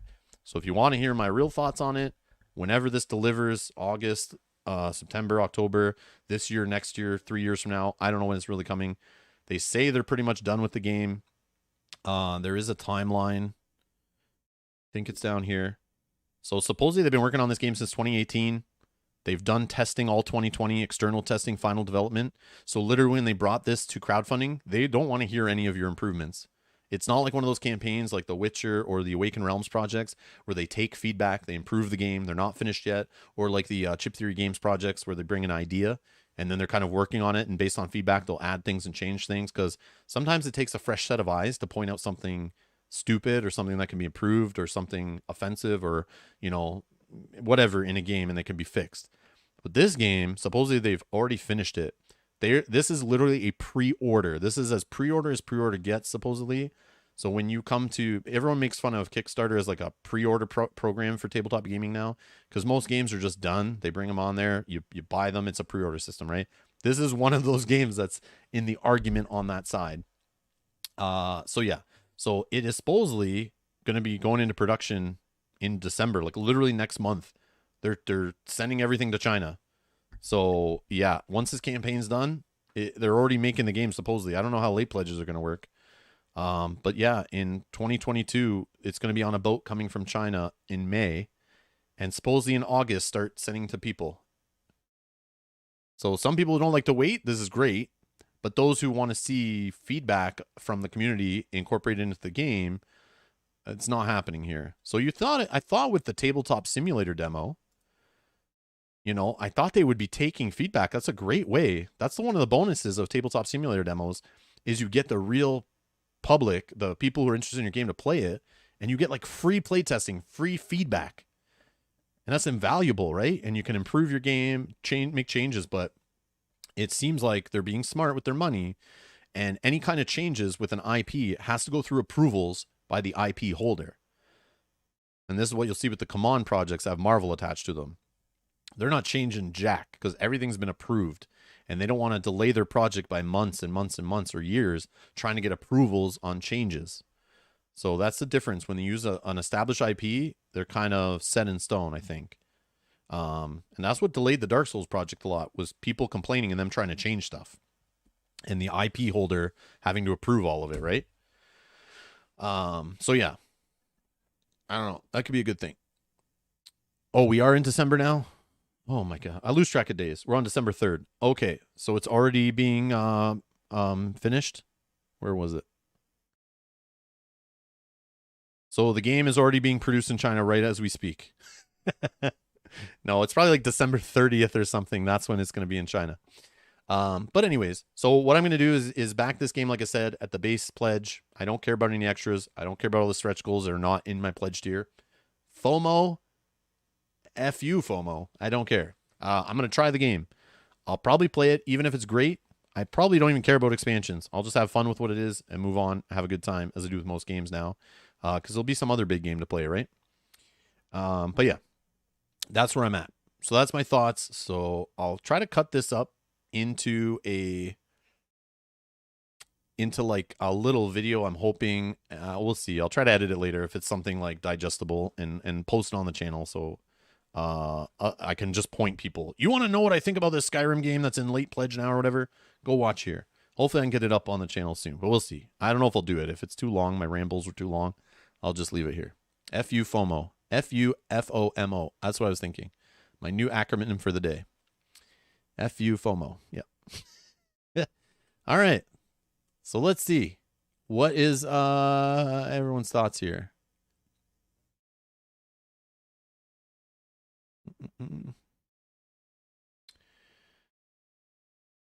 Let's see.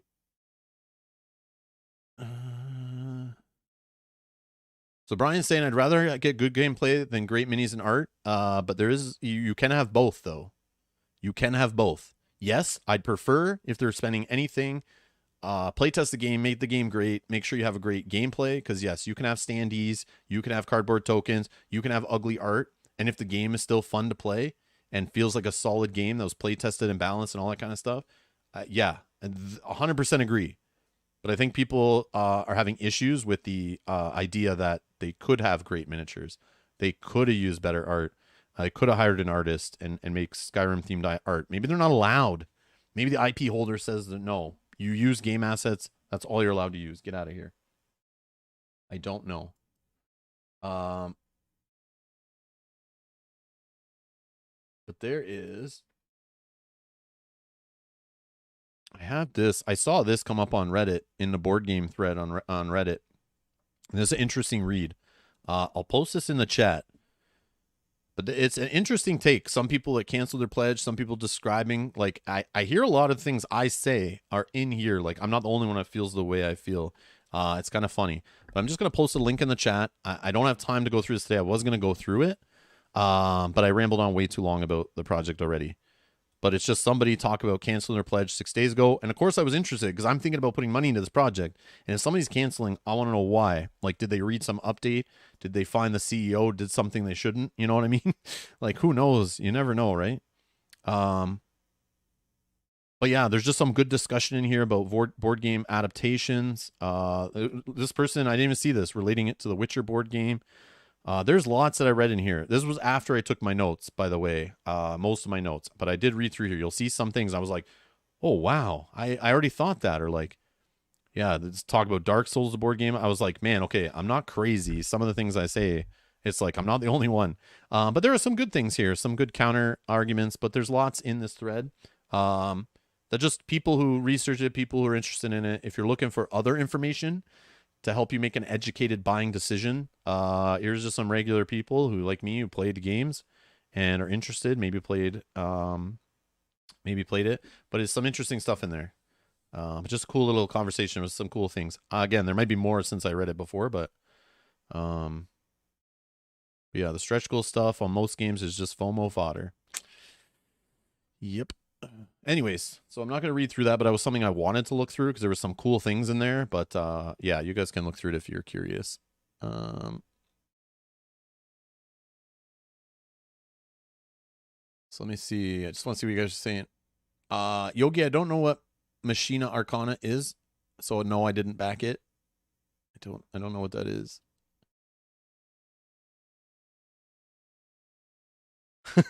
Don't you dare bash Bethesda. Okay, yeah.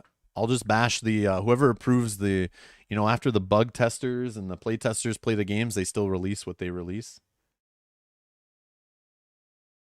The bug-filled messes in some of the games, like unplayable. Come on, man. Oh yeah, recent updates have actual pics of the components. Again, I don't care about the component quality. I'm sure it'll be fine. I just saying some people have issues with that stuff, but where do I see that? Updates? I looked at it the other day, Brian, when you sent it to me. Oh, a dragon's coming.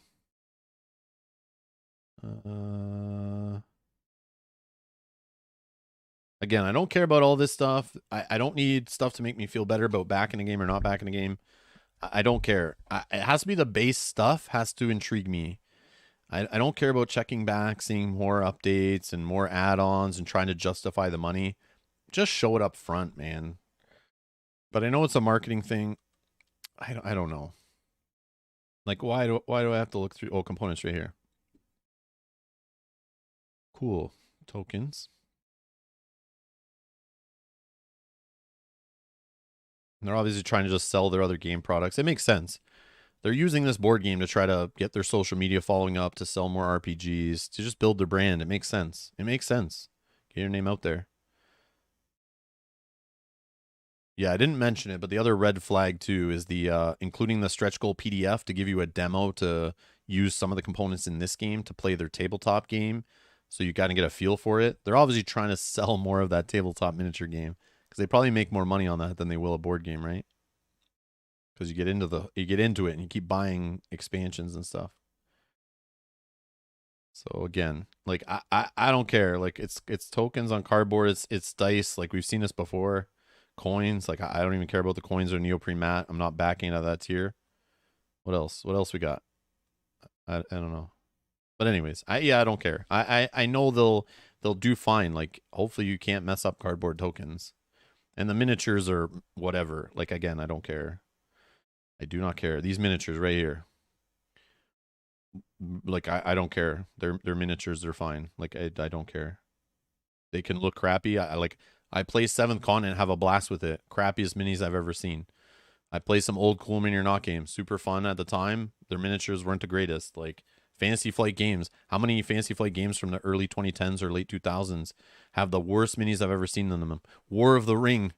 Freaking one of the most epic, amazing experiences I've ever had in board gaming. The miniatures in that game are horrible. I don't care. The gameplay, you're right, Brian. Gameplay is number one. 100% agree. 100% agree, but yeah. Let's see here. Just looking through the chat quickly, skimming through.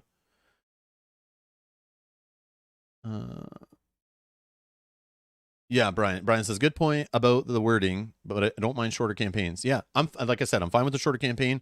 It's just the marketing spin on it that offends me. That's all. That's all. I maybe didn't articulate that at the beginning when I was talking about it, but oh, it says 90 to 180 minutes per chapter, but below it says 90 to 120. I didn't even notice that, Velco.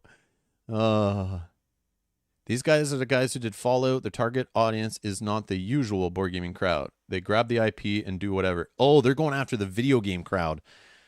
That's another thing. I saw the trailer for this game over on IGN, a video game channel I followed. I followed IGN since back in the early days of the internet when it was called like n64.com, man. I've been following IGN since the beginning. They're like the place I used to hang out and learn all about video games, spend times in the forums and everything. When I see board gaming stuff appear on there, it's like, oh, they're trying to pull the video gamers into the board gaming, which is cool. And that's maybe what they're doing with this. So when they say huge, massive campaign, they're talking to people that have never played modern board games, maybe. Trey says, is Gloomhaven actually replayable with different characters for most players? I didn't. Yeah, I'm replaying Gloomhaven right now in digital, but I don't think I'd ever replay it in the physical board game. But that's fine. It doesn't need to be replayable. If every session with all your friends, it costs you like $1 per player for 4 hours of gameplay, by the time you're done playing a whole bunch of it, based on the value, that's like huge entertainment value. So who cares if it's replayable or not, right? But again, you have to decide, is the amount you're spending on this game versus the sessions and hours you're playing, how many players you're playing with, how much is it dollar per hour, your entertainment value being spent? That's how I like to think usually. I don't usually make it rock solid, but I have to understand, like, what if I don't like this game? I'll definitely play it to learn it. I'll play it once on the channel. Maybe I'll give it another chance in a different scenario. So that's me playing like 12 hours of play. I spend $100 on it, $40 shipping, so 120, 140. You know, I'm playing with my wife, so that's two people now. Divide that up. I don't know, what is that? $5, $7, $10, you know, a session kind of per person, whatever. That's not the worst thing. That's not the worst thing. You can spend your money on for some entertainment. Again, if you have a really bad time, then it sucks. It's not really entertainment, it's punishment. But yeah. So Jot says, we're getting some prime quality Rob here. I hope so. But yeah, I get passionate about this stuff. I'm sorry. I do. You want my money, you better earn it. But yeah, so that's where I'm at. So basically, I want to try the game because it's a fantasy adventure sandbox game with an IP I'm interested in. Components look fine. The gameplay looks solid. I'm willing to try it. Like, why not, right? I've tried worse stuff. I've definitely tried worse stuff and liked it too. So, oh, Tiny is here. We love bugs. When you axe them, they splat. Yes. Oh man. Steamforge is doing okay. Oh, of course, yeah. If you keep just printing IPs on board games, they'll still sell. Nostalgia feels, man.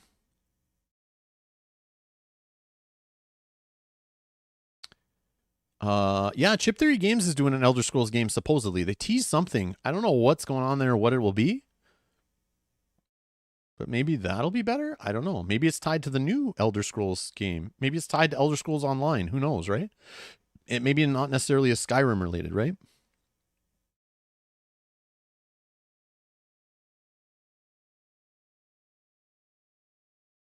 Retail, schmetail.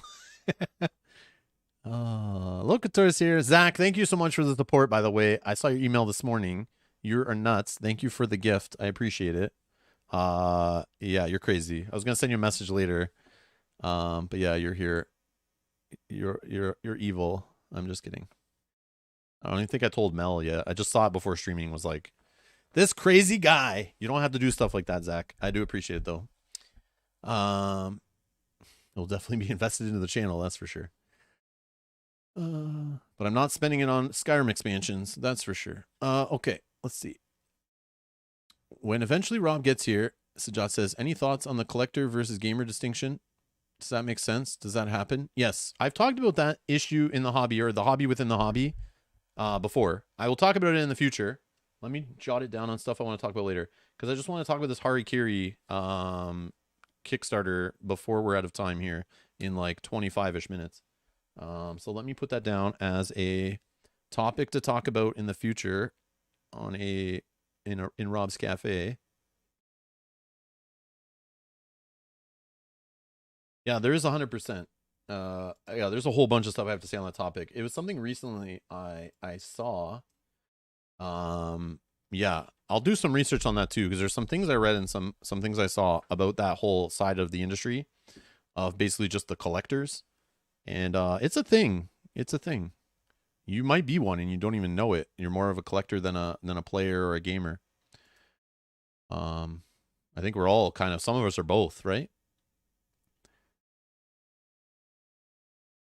And Trey says it wasn't until Prospero Hall. We talked about this on a stream. We last played a Prospero Hall game, the last Horrified stream. Yeah, Trey, for sure. It says, wasn't until Prospero Hall that I trusted any games based on an existing IP. Yeah, they make solid games based on IPs. That's like their whole motto, basically. They like have a whole design team to make sure if they get an IP, they're going to make something solid, not just pump out garbage, you know, like a crappy little $20 Walmart game. They make it solid for the price, you know, have decent quality stuff in it, the good game design. I'm just enjoying some cold coffee. Excuse me, waitress. Waitress, my coffee's cold. My coffee's cold. Can I get another one, please? Thank you. All right. And Daniel's asking, are you planning on playing Roleplay Adventures? Yes, pre-ordered from retail, waiting on it to arrive. So whenever it hits retail, hopefully we'll be playing it shortly after. But yeah, that's all good. Whenever it comes, hopefully it's great, like everyone's saying. So yeah, we'll have some fun in it. We love role players, so hopefully we have some fun with it. And Tiny saying follow the board game is fun. I enjoyed it a lot. Yeah, and that's what people were saying. The follow game they made is good, right? It's like solid. So I mean, if they're doing the same type of game with the Skyrim IP on it, it's gonna be solid. It'll be fine. I probably should check out that follow game actually. And Tiny, are you talking about the follow game from Modifius, or is it the follow game from FFG? Because sometimes people mention Fallout in tabletop gaming, and there's like a bunch of different Fallout games. So I never know what people mean when they're like, "Oh, I like the Fallout board game." It's like, which one? I don't know. I don't know.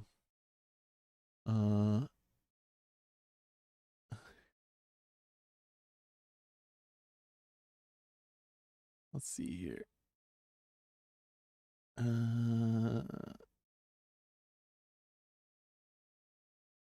So John says nothing beats my Mage Knight set for US dollar per hour spent. That's what I'm saying. Sometimes if you compare games, it's like, but it also, you have to look at your overall collection, right? So there'll be some games that you're just not going to play too much. You need the certain play group to play them, or they're only when you're feeling like you have enough hours to set them up and play them solo or co-op, competitive or whatever. There's some games that just don't interest you. There's new games that enter the collection. So sometimes you just have to look at it overall. Not every game will be a hit, because a lot of games you can't try before you buy. And yeah, sometimes you just have to be okay with some of them that are some of the games that are going to really get a good value per dollar, because they won't all be the same level, but it's like an overall kind of thing, right? So if like you buy a game every now and then, that's just like you spend $200, $300 on Kickstarter, you get it, and maybe you play it only like twice, so it's like, you know, kind of like $75 per hour spent on it or something. You know, I don't know, depending on the length of the game and stuff. Maybe that's fine because you have a bunch of games in your collection you bought that are giving you way higher value and making it so it costs like 10 cents a play. You know what I mean? You know, and that's fine. That's fine as long as the hobby's not, you know, you're not just buying piles of games and never playing them. That's like what I think silly. And that's what I'm trying not to do. I still do it to a degree. It's hard, man. Not enough time to play all these great games.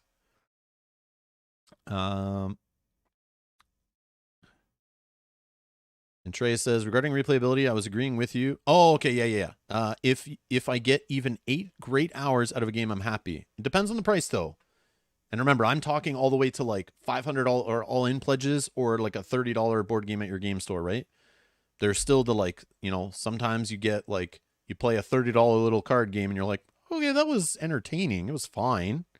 You know, it's fine. You'll get a lot of hours out of it, maybe. And it's okay. They're okay hours.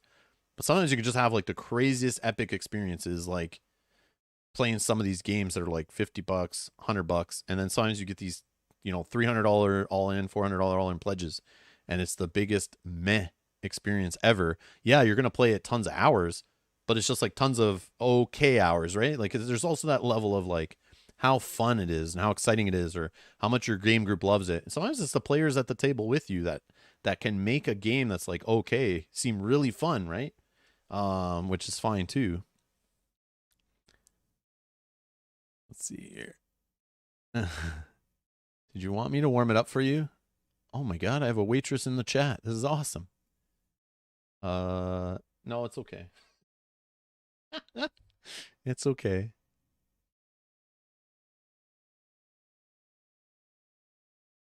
Let's see here.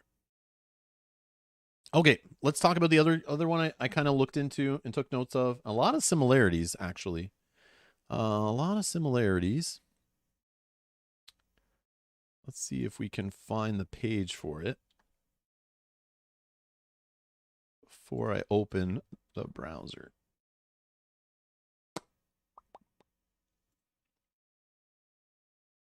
Okay. All right. So I'm going to talk a little bit here about Harakiri Blades of Honor. Full disclosure, let me just bring up my notes after doing some research. I want you guys to understand, please don't take this as like, you know, don't decide on this game based on what I'm saying. Remember, we all have different budgets, different tastes, different collections of board games already. Maybe you don't want a game like this. Maybe you do need a game like this in your collection. We're all at different points in the hobby, building our collections, you know, and we like certain things. So keep that in mind. This is just my opinion. Based on my light research. I've never played the game. This company did an awesome prototype. It looked by some of the other channels I was looking at playthroughs of and stuff. But I basically looked through the campaign page a little bit. I watched some videos explaining the rules, and I did watch a bit of a playthrough, I think, for this one. I don't know. I don't think, was there rules for this one? Because if there were, I don't think I read those or read any of the combat or the. Anyways, okay. So this is Harakiri Blades of Honor. So on BGG it says it's a 3.0 out of 5 complexity. Again, that's probably just the game designer saying that. Maybe some people rated it who played the prototype or something. I don't know if you can do that. But this one has 10 days to go, and they've raised. So this is like again, it's like not a known IP. It is on Kickstarter. It is a box full of miniatures and tons of components. And they've got $500,000. What is this, US? Sorry, guys. Sorry, I have to scroll here. Yeah, US dollars, I think. Which is pretty good. That's like good, right? 2,500 backers for a game no one's ever heard of. A publisher I don't know that anyone's ever heard of. This is their first project. So be warned. Be warned. Be careful. I don't know who's really behind this. If it's people from another publisher or these brand new, I don't know. But this is Synergic. I don't know. Synergic. I'm saying it wrong probably. Games, and this is their first project ever. Okay. So timelines, their clout, getting them into factories, buying shipping containers, all that stuff's probably not great, right? So there'll be delays probably. And things might not be the quality you see on this page because sometimes they don't just make enough money to get all the things done they want to do, and costs are not predictable, right? And if you don't get enough backers, you can't make things at the nice discounted rate because you're not making them at the highest volume. So, they gotta make shortcuts sometimes, which is totally understandable, to be honest. Okay. So, looking through this. So for those who want to know, it says this is a, we talked a bit about this earlier. It's based on the self-sacrifice, fantasy, Japan kind of samurai lore. And if we can find out about the game, again, we can't just click through nice things on the left because it's not on GameFound. Where is just your tagline of what the hell the game is? A cooperative campaign game in which you enter a fantastic and changing world. Okay. But my understanding, okay, this is 2 games. They're doing 2 game systems. So here's the pros. It's a campaign game. To me, that's cool. Even if the campaign is short, it's long, whatever, it's a campaign game. I love growing a character, gaining XP, leveling up, going from nothing to superhero, whatever, in these kind of games. I think that's cool. A story that progresses. I like it. There's 2 phases in each session of the game. So there's kind of 2 game modes in this game when you sit down. There is an adventure game where you're on an overworld map, you're adventuring around, seeing story, flipping cards, all that kind of stuff. Then you go into, after doing that for a bit, you go into a dungeon crawler mode where you get out some different tiles. You're not on the board. You're playing on smaller tiles. And the best way I can understand this is it reminds me of Lord of the Rings, Journeys of Middle-earth, where sometimes you have scenarios, you're on an overworld map, you're adventuring around, you're meeting people, you're doing skill checks and stuff. And then you set up those battle boards, and then you set up like terrain and stuff, and you're playing like more zoomed in experiences, playing like going through dungeons and caves and all, under Moria and all that kind of stuff. That's what I think this is trying to do. Again, I've never played it, but that's the vibe I'm getting. Is it feels like they're trying to do what Lord of the Rings Journeys of Middle-earth did and kind of put 2-ish game setting kind of things into one. Except for they're doing it both in the same sitting. So when you sit down for a session, you play the overworld part. Then when you're done, you move the board to the side, you set up a little dungeon, and then you play in the dungeon. It has those dual layer character boards I was talking about. I love in games. It has that stuff. Again, I'm going to be scrolling like crazy because it's Kickstarter. It's annoying how it's laid out. So I have to go through all these stretch goals to like even find out anything really in the game box and stuff. Oh, there is a rule book.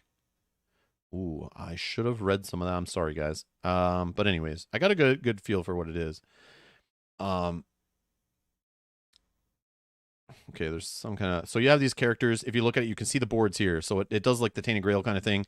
Has like little cubes you put in your stats as you upgrade. And you have little levels and things. You can equip armor. Really cool on the right side here of the dual layer board. You put in your skills and they flip. And they have like a dice placement element in them. So you spend the dice pips to use the abilities and stuff, if I understand correctly, which is really neat. Like this little hook, this whole thing, I'm a sucker for it. I love it. I don't care about all your miniatures. Don't care. Don't care about the setting really either. But it's got the leveling up for characters, making choices for your character build. Love that kind of stuff. You can buy armor and equipment. I'm all about that. Going to a market, picking up stuff, trying different things out every time you play, building up your character. A pro for me I have is enemy AI. Feels like Sword and Sorcery style AI, Madara or Hexplore kind of AI, where there's a list of, and I don't know if we can see it here. Yeah, we can kind of see it on the cards, right? So if you see these top 4 cards here, they're like bosses or whatever, and then the cards underneath them are like regular enemies. But they have a list of like AI procedures that they'll do based on situations or a die roll or whatever. So this boss, you roll a die just like Hexplore or like Sword and Sorcery. If you know, if there's an enemy nearby, they're gonna move here and attack here and do this, and they'll use this ability. But if there is no player there, they'll do this ability or that ability. It's kind of like that AI. So you don't need a dungeon master. It's just on cards. There's no app to run it or anything like that. And I like this kind of stuff. I love Sword and Sorcery's AI. I think it's fine. I mean, it's not perfect. Hexplore it too, not perfect. Just rolling dice, you know, it's like simplistic. But it keeps the game flowing, I feel. And it makes it so it doesn't have to all fall on one player to run the enemies. And I'll take that sacrifice. It's great. So I think that's good. But you can tell they're heavily inspired. This game feels like it's inspired by Madara all over the place. The initiative system is like Madara. There's cards that you set out for initiative, kind of like Aeon's End and Madara. Feels very the same.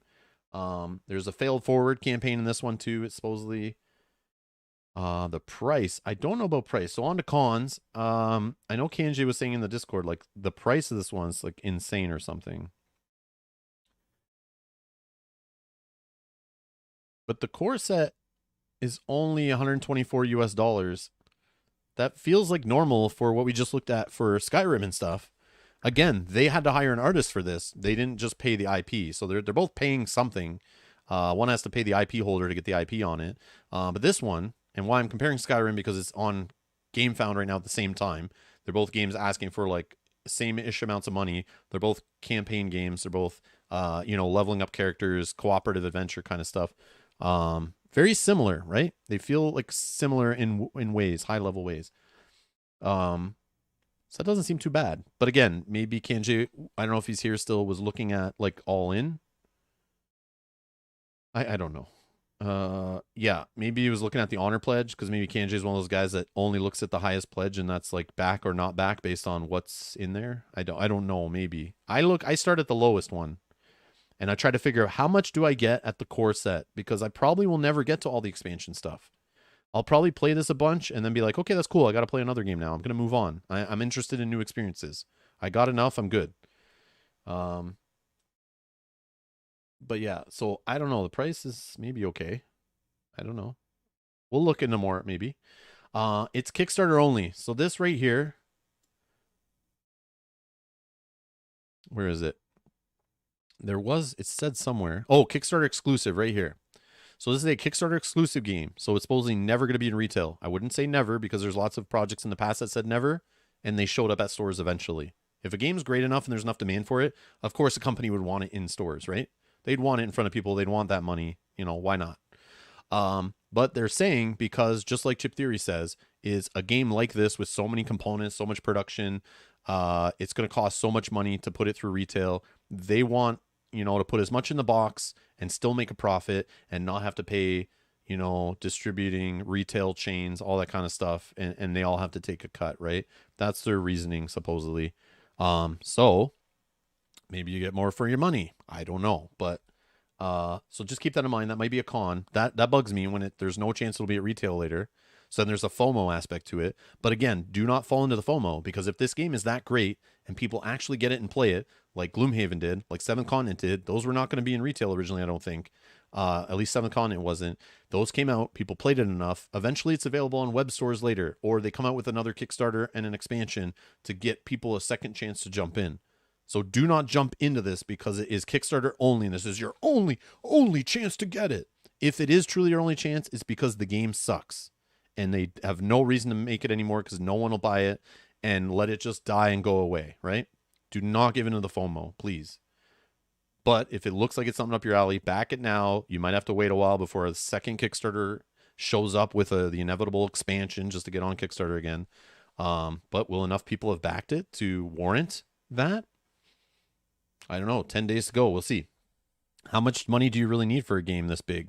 Do they need $1 million to make all this stuff they're talking about? Do they need two? I don't know. Is $500,000 enough to produce this at the profit margins they need? I don't know. Are they sacrificing on playtesting to make up for that cost? I don't know. Who knows, right? But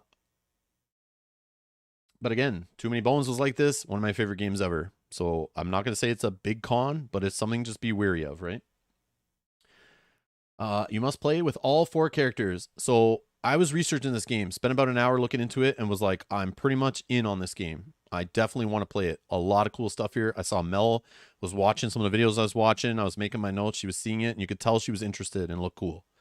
And then they said, you must play with all 4 characters. I don't know if that's true. I need to find that on the page here. But in the one video, they were saying, you have to play with all 4 characters, just like Zombicide. You have to play with all 6 when you're playing, even if you're playing solo, even if you're playing 2 players, just like Madara. Madara has variant rules for this.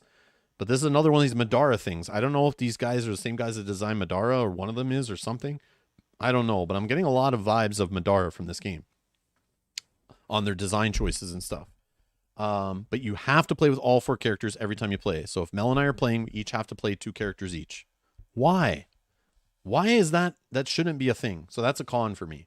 There's no excuse for that. You can scale difficulty. Board games at their foundation are all math. Scale your values. You can do it. Maybe you didn't go to math class. I don't know. Maybe it's too hard for them to do. They don't want to spend the extra time doing that. Balancing their game, printing the extra cards for the extra difficulty levels and scaling and stuff. I don't know. But it seems dumb in this day and age after COVID and lockdowns and people social distancing and trying to, stay away from people. You don't always can get 4 players to play a game together, right?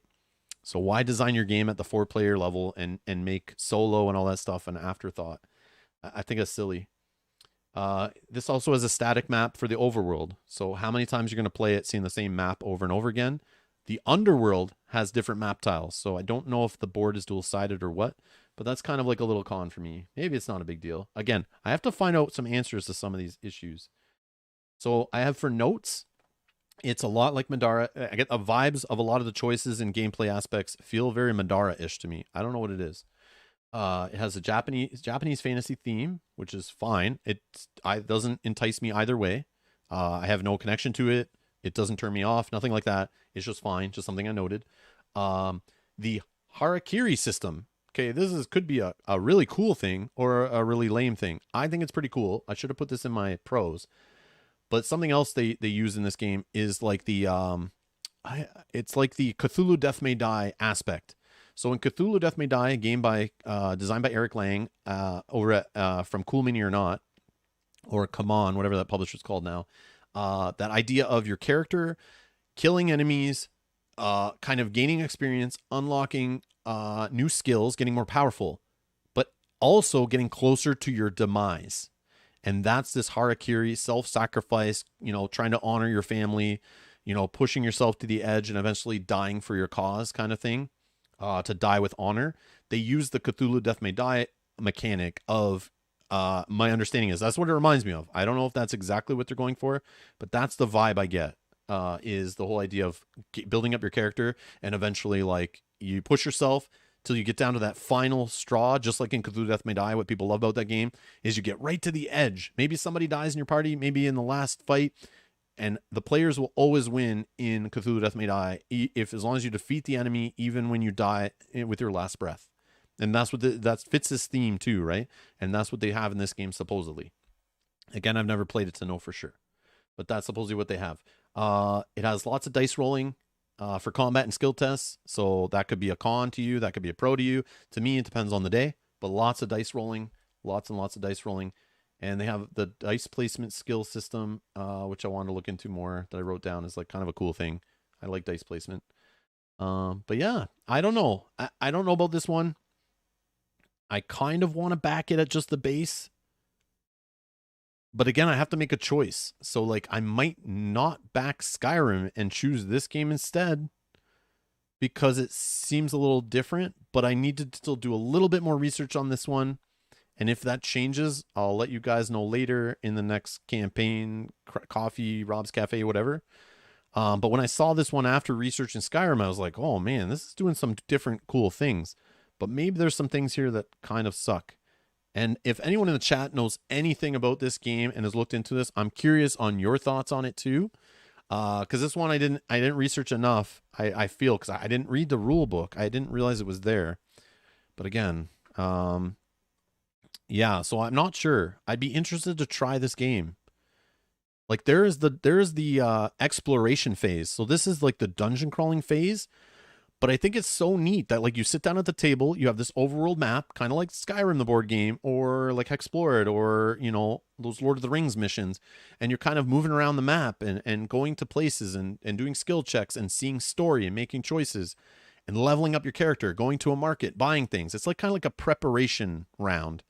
And then when you're all leveled up and ready to go, you go dungeon crawling. So it looks like it's like total of like 150 minutes you'll be playing. The only problem is you always have to play 4 characters. I don't know if they're going to change that or not. I don't know if they're going to add in some kind of variant to fix that issue. Or if they're just saying, screw you. You're playing it at this. This is all we designed it for. We're not adding variants. We're not playtesting extra player level. So deal with it. It says 1 to 4 players, but I feel like you have to play all of them at the same time.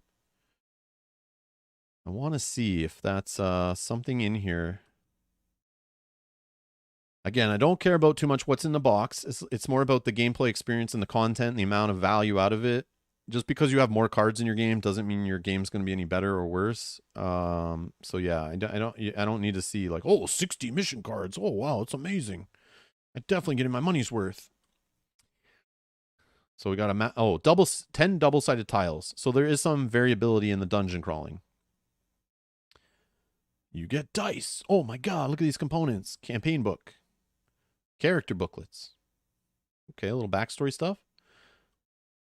Oh, unlock stretch goals to be revealed. Ooh. Okay, your miniatures are big. Cool. Oh, here's some painted ones. Okay. Mel, there you go. If we get this game, they have to look this good. No, I'm just joking. Just kidding. Just kidding. So what's the Ronin pledge is the base one. So is that what I just scrolled past? This is the Kami pledge. So this is getting the core set plus a couple expansions. See, I don't care about your expansions. Unless they're so needed that they make the game that much better. And it's like kind of like an FFG core set where it's like you're not really getting a full game. Then I kind of worry about that stuff. But right now, I think the base game seems like something I want to try. Is it something I want to try for $100 and something plus $30, $40 shipping? I don't know. It's never going to come to retail, supposedly. So do I try it? Is it worth it? I don't know. I don't know. Expansion. What does the expansion add? More heroes, more enemies. Discover your fate. More. Oh, another campaign? Okay. Multiplayer scenarios? I don't know. I'm scrolling through stuff here. I don't know. I'm sorry, guys. I don't know. Yeah, just the base game. Can I just jump to that?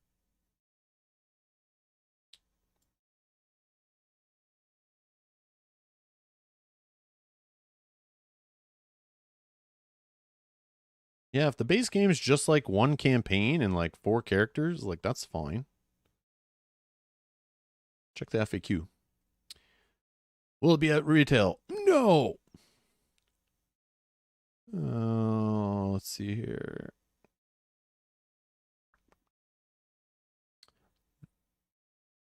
Yes, there'll be late pledges. Yeah, so see, you can wait too, right? If they announce new stuff for the game as they're coming out with it later.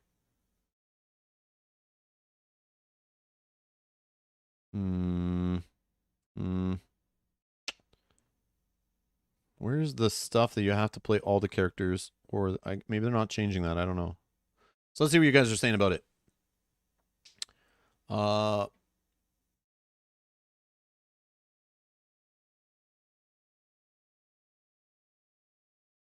Oh, Yogi says the Kami Pledge has a solo mode where you play as one character. The Kami Pledge. So one of these expansions, the Juby's Curse or Wrath of the Gods. So hold on as I scroll for a few minutes here. My finger's getting tired. Let me just scroll through all this stuff I don't care about. Let's see here. Oh, let's see. Nope. Yeah, this is all just the base box stuff. Like, there's a bunch of enemies. Like, man, I feel like you're getting a lot in the box. I don't know, compared to some other games, right? 500 cards and boards. Like, that stuff's not cheap. Sort of. But it's got some nice art on it and stuff. They have to put the work in. Like, it's not like they just grabbed it from a video game and slapped it on. Shots fired. All right. Okay, hold on.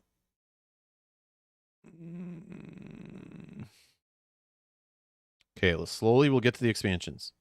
Kami Pledge. Okay, let's read carefully. Let's not just scroll through it and browse through it really fast, even though I'm kind of pressed for time here.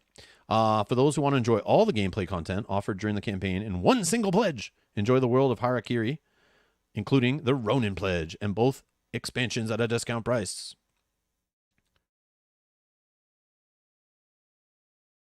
So you get Act 1, Blades of Honor. You get Act 2, which is some other standalone box or something, which is to be revealed, so they're not done it yet, which is fine. Fear and Hope. That's what I feel about this campaign. Wrath of the Gods. Okay, Juby's Curse. Okay, tell me more about them. Here we go. Wrath of the Gods expansion. That box art cover looks sick. That is awesome. All right, anyways. Don't fall for it, Rob. Don't fall for it. Don't add it onto the pledge. Don't do it. All right. So we got some cool extra miniatures. Again, will I play it enough that I need more character to choose from? Maybe. Probably not. Look at this guy. That's why you go all in, because you want the big dragon. I'm a sucker. All right.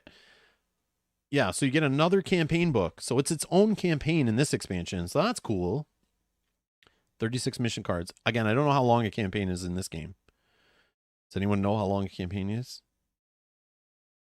See the way they're not telling me like what it is? They're just showing me what's in it. Right? Like, where's just a point form list of you get this much more? Like, it's just showing you, like, here's the heroes you get. Here's the beasts you get. Here's the other components you get. Plus 100 other cards and boards. Like, why not say you get a full other campaign, more heroes, you know? Like, I don't know. They could have just, like, taglined it, like, why you want it. Instead, they're just showing you, like, how much junk you get in the box. So this expansion, one hero for Juby's expansion, right? This big guy. Secret boxes. During the campaign, you'll reveal new miniatures and many other components, including this expansion as you accompany Juby on his journey. One campaign book, okay. Another campaign. Some multiplayer scenarios. Click on the image for more info. Oh, hold on. Ah, okay. So, Juby's Curse, for those of you who are eager to know more about the single player expansion, Juby's Curse, you're in luck. Here it is, the lore. Okay. In this prequel to the events of Act 1, you'll follow the path of Juby, who will be immersed in an intense adventure trying to change his own destiny. The Oni King will be the final obstacle in the path that the Ronin will have to follow through the events, described by the talented hand of David Velasco. Gameplay highlights. Thought in detail for single players, in which you'll be able to control Juby, the most powerful character in the world of Harakiri. Be a part of the evolution of the story and character. So this is its own campaign just for playing solo. So can you buy just this by itself? If you're a solo player and not worry about the box full of that you have to play four-handed? Because this doesn't like change the base game to play solo. This like adds its own solo thing on the side, right? 2 scenarios to face enemies of the expansion, a group of 4 characters in one-shot sessions. Okay, I don't think I'll ever play that way, but that's cool. Okay, here we go. 28 8-page campaign book with 12 unique scenarios with branching paths, including one-shot scenarios for 4 simultaneous characters. So 12 scenarios, but with branching paths means you're not playing all 12. So it's what, like 8 sessions, 6 sessions maybe for a campaign?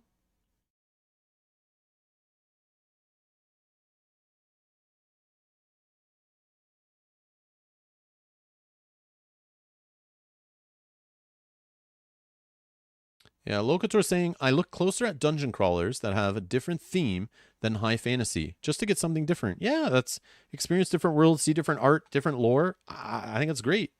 That's a reason, like, yeah, if you love dungeon crawlers or adventure games, like, it's good to have different ones with different IPs, different artists, different people coming at them with different mechanics mixed in and stuff. Of course. Of course. Yeah, it's you can't always just keep throwing fantasy on there. I'm just a sucker for fantasy, but yeah, that'll just give it a few extra marks, right? But this is cool. Back for the early bird now and cancel later after you read the rule book. I don't care about the early bird stuff. Maybe it's saving a little money. Then maybe that's okay, but back the Cami early bird. Looks interesting, but too high price point for me. No FOMO here. Yes. Yes, Jack.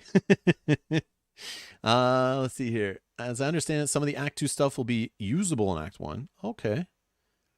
There's a Cami early bird and Cami tiers listed separately. So you want to select the Cami early bird now if you're keen or not. Okay. So I bet the early birds aren't on just the base set, right? So let's scroll up. I'm sorry. Oh no, this is updates. Okay. So you're saying Cami early bird. Okay, I see this here. Oh, 52 minutes to go. Okay, I don't want all these expansions. I've never played the game. I don't care. Cami early bird. Again, I just want to play the base game that I saw. Looks cool. I don't need extra expansions. I'll never play. I may play them if the game is that great, but I can always get them in the next Kickstarter. If it's that good of a game, if it's the next best thing, like, you know. But I'm not going to gamble by spending 225 US, which after shipping and all this stuff, that's like over $300 Canadian, I think, that I would spend on a game from a first-time publisher. I don't know what their playtest's like. I don't know what their rule books are like. I haven't read the rule book, right? I haven't played their games. Am I going to be bored out of my skull after playing this twice? Probably. Who knows? I don't know, right? I have to play it. And I don't want to gamble. There's too many great games out there. It's hard to gamble on ones that I've never played. But if it is that great, there'll be another Kickstarter in a year or two. It'll be back on there with new expansions. You can get all the old stuff.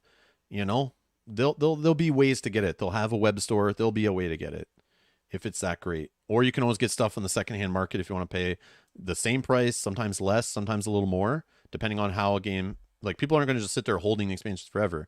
If a game doesn't end up being that great, you know, or only a few people like it, there'll be people selling it who just back it to sell it. It happens all the time.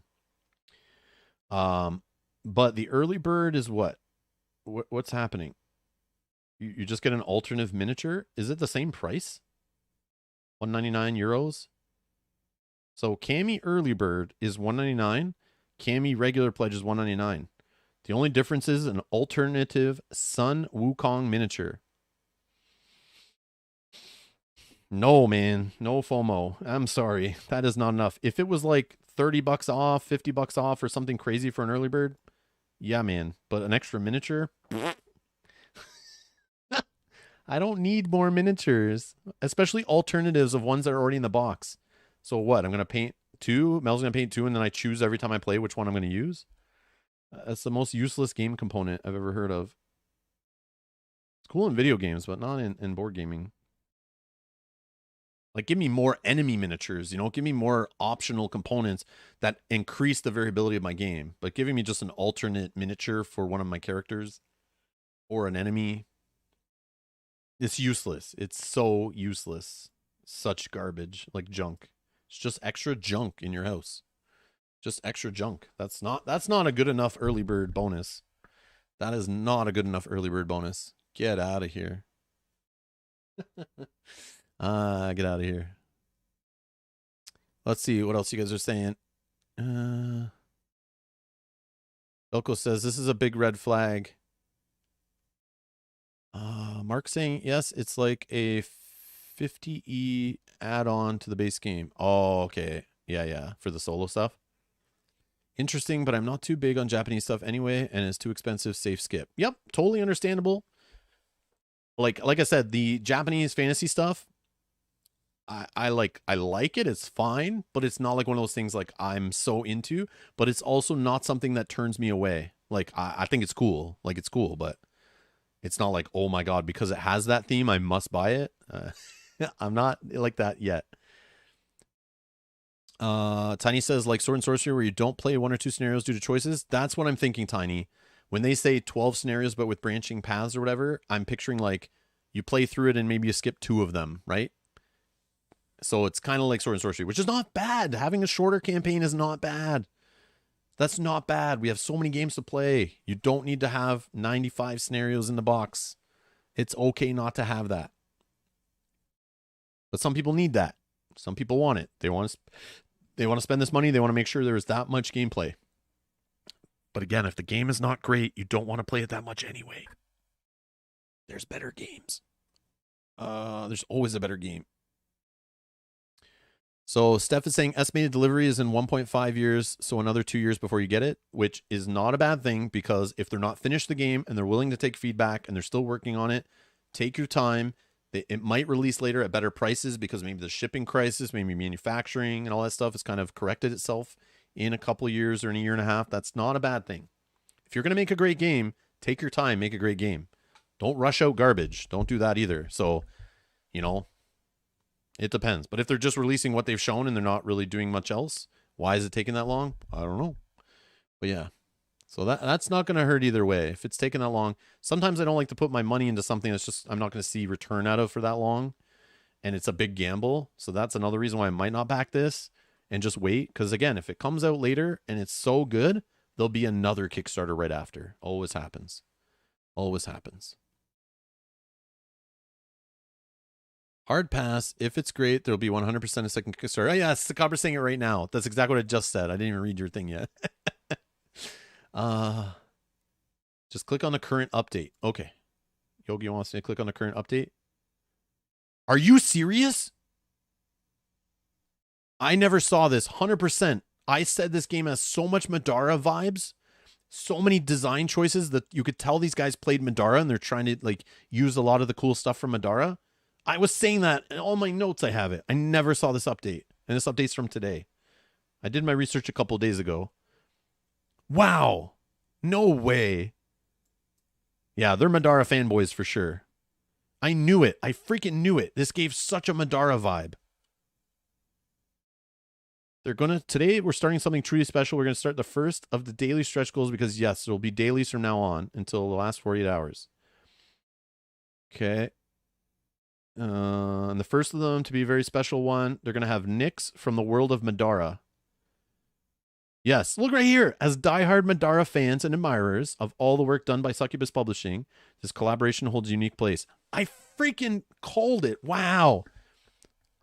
Man. Oh, wow. Okay. I'm not crazy. When I was watching the gameplay and reading the stuff, I'm like, man, this is all the stuff I've seen in Madara already. Like a lot of the choices and gameplay design, I knew it was either a fan or someone who worked on Madara or something was part of this project. I knew it, but they're just hardcore fans. Okay, so if you like Madara, you want some crossover stuff, go nuts. I knew it. I knew it. That's so funny. Wow. Okay. It's not okay, Rob. We need it. We need it. Tiny says, I pledged it, but didn't pledge the early bird because I didn't like the alternate design. That's a choice too. That's cool. Yeah, if the only difference between early bird is like a different mini, it's like whatever. And Locator says, actually, I hardly ever have FOMO because I pledge for too much. So not missing out, but I get ROP, regret of pledging. Oh, man. Anyways, all right, that's where I'm at. So I don't have like final thoughts on it yet because I kind of want to look through the rules and stuff. But I was curious of your guys' thoughts. So if you're watching this later, drop some comments below. Let me know if you backed this, why you backed it, why you passed on it. I'm very curious. I see some of the stuff in the chat. I've already read some of it, but yeah, it's just an interesting one. It's like I was just curious. Like it looked cool. It's got the adventure stuff, has dungeon crawl, all in the same game. That is kind of cool. The dual layer cardboard of skills and managing stats. I love that little stuff, you know. Upgrading weapons, armor, you know, the samurai theme's kind of cool. But yeah, I don't know. I don't know. We'll see. But yeah, I'm kind of like I want to try just the base game, but the price of it, I know there'll be a second Kickstarter if it's that great. So I'm kind of on the fence still. I might pass on it. I still have to think about the Skyrim I'm pledging like at the same time.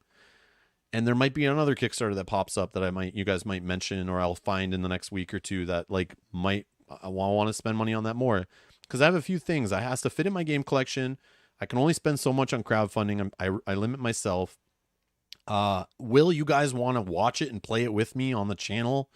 I don't want to just play games so that you guys decide, you see that I've wasted my money, and then you guys go, oh, look at this guy playing this garbage. What an idiot. You know, like I'm spending your money too, those who support the channel. So I'm trying to be smart with it and, you know, treat it the way I would if I was building up my collection at this point. So I also have that. And if it looks like something that's like, I'll have fun playing, Mel will have fun playing, Kyle, anybody else, you guys will have fun watching with me, playing solo, whatever it is. That obviously adds into that bias. But if it feels like it's something that's like, oh, I've already been there, done that, or like, you know, maybe it's a kind of a waste, or it'll be something better, there's always another Kickstarter. But yeah, I don't know. That's my thoughts on Hakiri Blades of Honor. I don't know. And Sujat says, oh, I totally watch you and poke fun at you. Yeah, yeah. This or Marvel Zombies, says Jerry. Marvel Zombies is not even in the equation for Kickstarter backing. Marvel Zombies is a big maybe at retail. I might back it at retail. Not back it, but buy it from my local game store. Buy the base box. Mel paints up the superhero minis and all that stuff. And we play it a couple of times on the channel, have some goofy fun with it, rolling some dice like we used to with Zombicide games, Cthulhu Death May Die type games, having some fun with it. But I'll probably end up passing by the time it actually comes out to retail. Like I'll probably be playing some other stuff. I just won't care. But I would never back that on Kickstarter. I'm not paying all that Kickstarter shipping price. I don't need stretch goal boxes of minis I'll never play with. And I don't want to ever put those on Mel to paint them all. I don't care about the expansions they have, all the extra crap they add on. I just never get to it. By the time I've played through half the missions in a Zombicide core set, they already have a Kickstarter up for the next Zombicide, and nobody gives a crap about the existing one.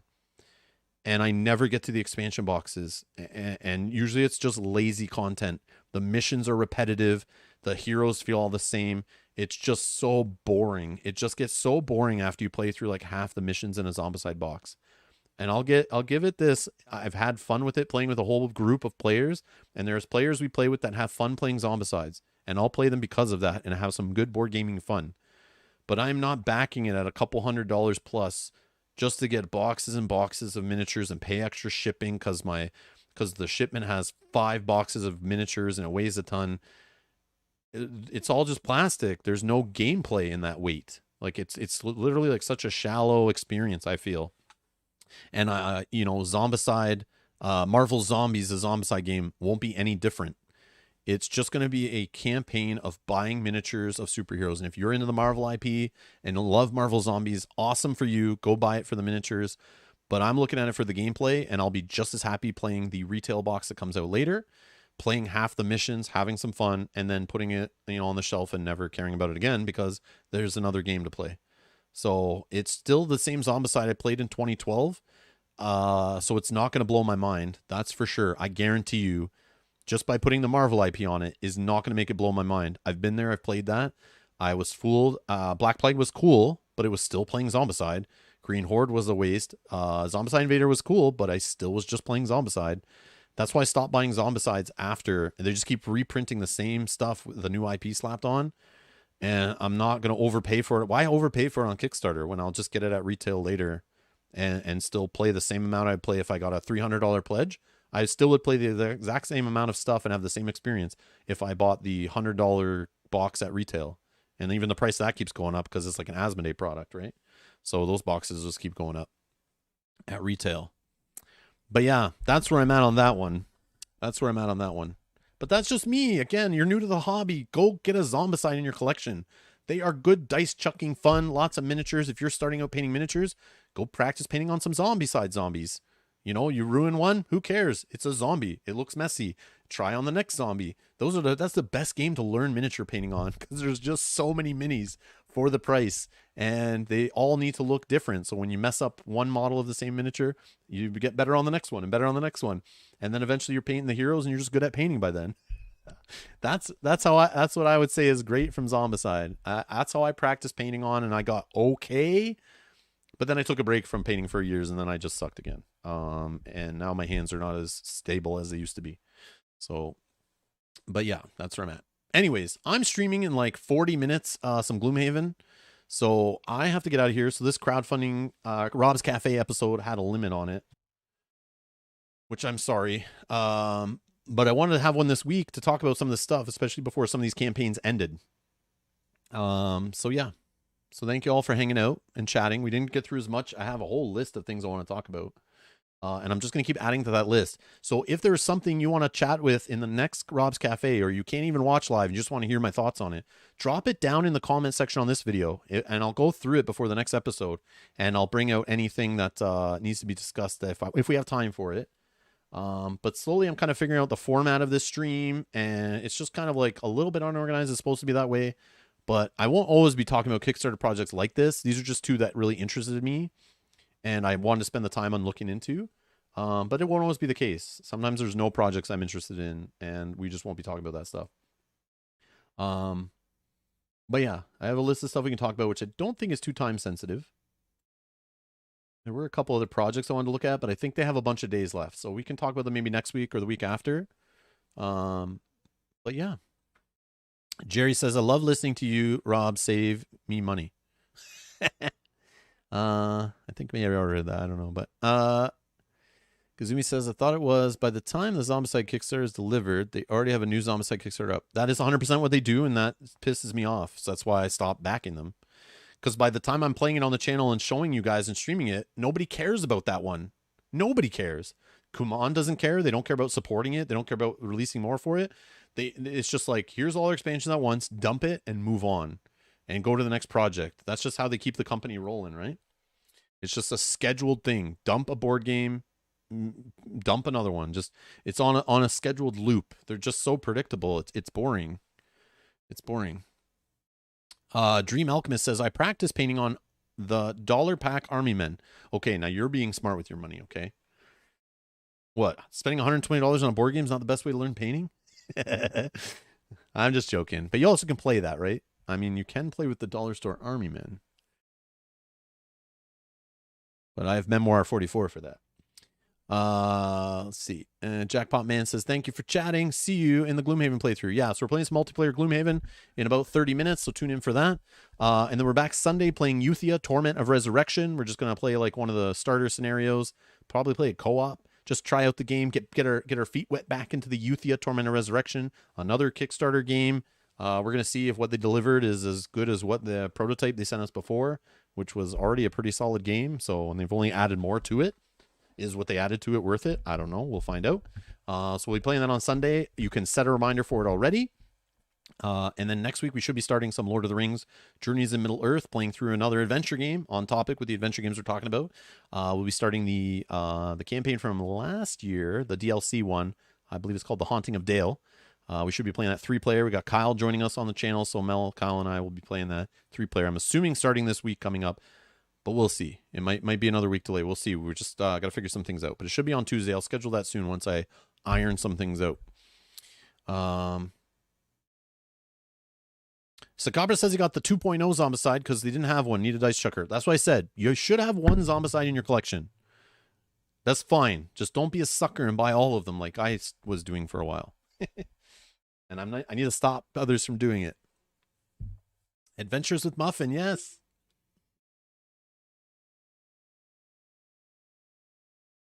John saying Euthia is great, been on my table for 2 weeks. Yeah, based on I read through the whole rule book, it seems like they didn't break the game, that's for sure. It seems like the same rules I played with when we played it a bunch on the channel before last year. So they can't have made it worse, which is good. So we're gonna have fun playing it. I'm sure we're gonna stream it a whole bunch. So if you're interested in that game, subscribe, stick around on the channel, hit the notification bell beside the subscribe button, and you'll get the notifications. Because we're gonna play that game a few times for sure, at least. We'll see. So I definitely want to try out some of the new scenarios. Anyways, thank you all for watching again.